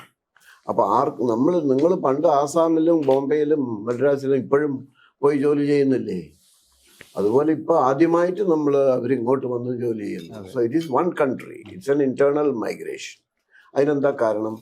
ഇവിടെയുള്ള ആൾക്കാർ കുറെ കൂടെ വിദ്യാഭ്യാസം മുന്നിട്ട് നിൽക്കുന്ന ആയതുകൊണ്ടും അവരുടെ ആസ്പിറേഷൻ കുറെ കൂടെ ഉയർന്നതായതുകൊണ്ടും ഗൾഫ് അവസരം വളരെ നല്ല രീതിയിൽ സമർത്ഥമായിട്ട് ജോലിക്ക് വേണ്ടി ശ്രമിച്ച് 73-ൽ 71, 72, 73-ൽ തുടങ്ങിയതാണ്. ഇപ്പോൾ 50 വർഷം കഴിഞ്ഞു. ഈ 50 വർഷത്തെ അൺഇൻറ്ററപ്റ്റഡ് എക്സ്റ്റേണൽ മൈഗ്രേഷൻ എന്നുള്ളത് പല രാജ്യങ്ങളിലും നടക്കാത്തൊരു സംഭവമാണ്. യൂറോപ്പിൽ നിന്ന് അമേരിക്കയ്ക്ക് പോയത് 100 കൊല്ലത്തിലധികം ഉണ്ടായിരുന്നു, അതൊഴിച്ചു നിർത്തിയാൽ. So that's a very long term strong migration ഉള്ളത്. അതിൽ നിന്ന് കിട്ടുന്ന ഈ വരുമാനം എന്ന് പറയുന്നത് കേരളത്തിൻ്റെ വാർഷിക വരുമാനത്തിന് 17% മുതൽ 21% വരെ തത്തുല്യമായിരുന്നു. That's a very significant. ലോകത്തിൽ അങ്ങനെ കിട്ടിയിട്ടുള്ള പ്രദേശങ്ങൾ വളരെ ചെറിയ ടൂറിസത്തിനെ ഡിപ്പെൻഡ് ചെയ്തിട്ടുള്ള സെൻറ്റ് ലൂഷ്യ അല്ലെങ്കിൽ ചില കരീബിയൻ അങ്ങനെയുള്ളതേ ഉള്ളൂ. ഈവൻ ഫിലിപ്പീൻസിൽ പോലും നമ്മുടെ അത്ര ഈ ഒരു ലെവലില്ല, കേരളത്തെ ഒറ്റയ്ക്ക് എടുത്തു നോക്കുകയാണെങ്കിൽ. So that created private house hold economy prosperity. ആ പ്രോസ്പെരിറ്റിയുടെ ബലമായിട്ട് നമ്മുടെ വേതനങ്ങൾ കൂടി. അതേ സമയത്ത് നമ്മുടെ ഇവിടെയുള്ള തൊഴിലെടുക്കാൻ തയ്യാറായ പെൺകുട്ടികളും ആൺകുട്ടികളും അവർക്ക് പഴയ തരത്തിലുള്ള കാർഷിക തൊഴിലാളികളായും അല്ലെങ്കിൽ ചകിരി തല്ലുന്നവരായും അങ്ങനെയുള്ള ലോ സ്റ്റാറ്റസ്, ലോ വേജ് എംപ്ലോയ്മെൻറ്റിനോട് താല്പര്യമില്ലാതെ വന്നു. അത് ഞങ്ങൾ ടെക്നിക്കൽ ഭാഷയിൽ പറഞ്ഞിട്ടുണ്ടെങ്കിൽ there reserve price got increased. ഇപ്പം ഞാൻ നിങ്ങൾക്ക് ദിവസത്തിൽ നല്ലൊരു പെർമനൻറ്റ് ജോലി തരാം, 300 രൂപ ദിവസം തരാം എന്ന് പറഞ്ഞാൽ വരുമോ? Because your reserve price is much higher than 300. 100 രൂപ കിട്ടുന്ന ഒരാളാണെങ്കിലോ 300 രൂപ 3 ഇരട്ടി ഇതാണ്. So there was A natural flow. ഇവിടെ നമുക്ക് അൺഎംപ്ലോയ്മെൻ്റ് എന്നുള്ളത് എഡ്യൂക്കേറ്റഡ് അൺഎംപ്ലോയ്മെൻ്റ് ആണ്. എഡ്യൂക്കേറ്റഡ് അൺഎംപ്ലോയ്മെൻറ്റിന് കൂടുതൽ നിങ്ങൾ കർഷക തൊഴിലാളി തൊഴിലവസരം സൃഷ്ടിച്ചാൽ പോവില്ല, കൂടുതൽ കയർ തല്ലാൻ ആളെ വേണമെന്ന് പറഞ്ഞാൽ പോവില്ല. So you need that. There is the labour market is by definition segmented market and it works according to the educational and skill levels of people എന്നുള്ളതാണ്. അപ്പം നമുക്ക് ഇവിടെ ഷോർട്ടേജ് വന്നപ്പോൾ നമുക്ക് തന്നെ ഉപകാരമാവുന്നത് മറ്റ് സംസ്ഥാനങ്ങളിൽ നിന്ന് വരുന്ന ഇതാണ്. അപ്പോൾ അവർക്ക് 700, 800, 1000 രൂപ കൊടുക്കാൻ യാതൊരു മടിയുമില്ല. നമുക്ക് കിട്ടുന്ന നേരത്തെ കിട്ടിയിരുന്ന 1 ലക്ഷം കോടിയിലധികം രൂപ ഇന്നിപ്പോൾ 2 ലക്ഷം കോടിയിലധികമാണ് കിട്ടുന്നത് റെമിറ്റൻസ് ആയിട്ട്. ഇവിടുന്ന് ഈ അന്യസംസ്ഥാന തൊഴിലാളികൾ 35 ലക്ഷം പേര് വന്ന് തൊഴിൽ ചെയ്ത് അവരുടെ വീടുകളിലേക്ക് അയക്കുന്നതിൻ്റെ ഒരു എസ്റ്റിമേറ്റ് 16,000 കോടിയാണ്. എന്ന് പറഞ്ഞാൽ 100 രൂപ കിട്ടിയിട്ടുണ്ടെങ്കിൽ 16 രൂപ നിങ്ങൾ ഇവിടുന്ന് പോകുന്നുള്ളൂ. So the terms of trade is very much in your favour. അതുതന്നെയാണ് ഈ ഒരുപാട് വലിയ രാജ്യങ്ങളിലൊക്കെ നടക്കുന്നത്. They seek better employment, higher wage employment and they get the services of migrant labour for low employment എന്നുള്ളതാണ്. അപ്പോൾ ആ പ്രതിഭാസം എന്നൊരു വിരോധാഭാസമല്ല, it is a matter of interdependence എന്നുള്ളതാണ്. ഈ ക്ലാസ് മാറിയപ്പോഴേ ഈ പറഞ്ഞ വർക്കിംഗ് ക്ലാസിന്റെ സ്വഭാവം മാറുന്നത് ഈ പറയുന്ന പൊളിറ്റിക്കലായിട്ടുള്ള സംഘടനകളുടെ ഒരു പിടുത്തം അതിനകത്ത് കുറയാനും കാരണമായിട്ടുണ്ടാവോ? നമ്മുടെ ഇപ്പോൾ ട്രേഡ് യൂണിയൻ ഹിസ്റ്ററി നോക്കിയിട്ടുണ്ടെങ്കിൽ ആദ്യകാലത്ത് നമ്മുടെ കാർഷിക തൊഴിലാളികളും കയർ തൊഴിലാളികളും കശുവണ്ടി തൊഴിലാളികളും നെയ്ത്ത് ഉള്ള തൊഴിലാളികളും ഓട്ട് കമ്പനി തൊഴിലാളികളും വേതനത്തിൽ വലിയ വ്യത്യാസമൊന്നും ഉണ്ടായിരുന്നില്ല. ദേവർ ഓൾ പിന്നെ വിദ്യാഭ്യാസം വളരെ കുറഞ്ഞ ആൾക്കാരായിരുന്നു. ക്യാപിറ്റൽ എന്ന് പറയുന്നത് ഇന്നത്തെ മാതിരി ഹൈ ഇൻഡസ്ട്രിയൽ ഫൈനാൻഷ്യൽ ക്യാപിറ്റൽ ആയിരുന്നില്ല. ഒരു ഓട്ട് കമ്പനി നടത്തുക എന്ന് പറഞ്ഞാൽ ചെറിയൊരു ലാഭത്തിൻ്റെ മാർജിനാണ് അവർക്ക് കിട്ടുന്നത്. അല്ലെങ്കിൽ കയർ വ്യവസായം, അല്ലെങ്കിൽ കശുവണ്ടി വ്യവസായം, ചില കമ്പനികളും ഉണ്ടായിരുന്നു അതിൽ എന്ന് മാത്രമേ ഉള്ളൂ. So what we call it's a low level of capitalist development, but a high level of consciousness of the workers. അങ്ങനെ ഒരു മിസ്മാച്ച് നമുക്കുണ്ടായിരുന്നു. അത് ഞാൻ തെറ്റാണെന്ന് ഒരിക്കലും പറയില്ല. കാരണം ഈ തൊഴിലാളികളുടെ കോൺഷ്യസ്നസ് പറയുന്നത് വേജ് മാത്രം, അവർക്ക് കിട്ടുന്ന വേതനം മാത്രം അടിസ്ഥാനമാക്കിയല്ല. അന്നത്തെ ആദ്യകാല ട്രേഡ് യൂണിയനിൽ അവരുടെ ഒരു പ്രധാന ഒരു ഐറ്റം എന്ന് പറഞ്ഞാൽ ഡിഗ്നിറ്റി ആയിരുന്നു. കുട്ടനാട്ടിലും പാലക്കാടും ഒക്കെ അവർക്ക് തലയിൽ മുണ്ട് കെട്ടാനുള്ള അവകാശം, ഇല്ലെങ്കിൽ തമ്പ്രാൻ്റെ മുമ്പിൽ ഇങ്ങനെ തോർത്തുമുണ്ട് വെച്ചിട്ട് ഇങ്ങനെ നിൽക്കണം. അത് ഇങ്ങനെ എറിഞ്ഞു കൊടുക്കുമ്പോഴേ ഈ കോലി വാങ്ങാൻ പറ്റൂ. അതിന് പകരം നേരിട്ട് നിന്ന് ജോലി ചെയ്തതിന് വേതനം കിട്ടണം എന്നുള്ള ഒരു മോഡേൺ കൺസെപ്റ്റാണ് അവിടെ വന്നത്.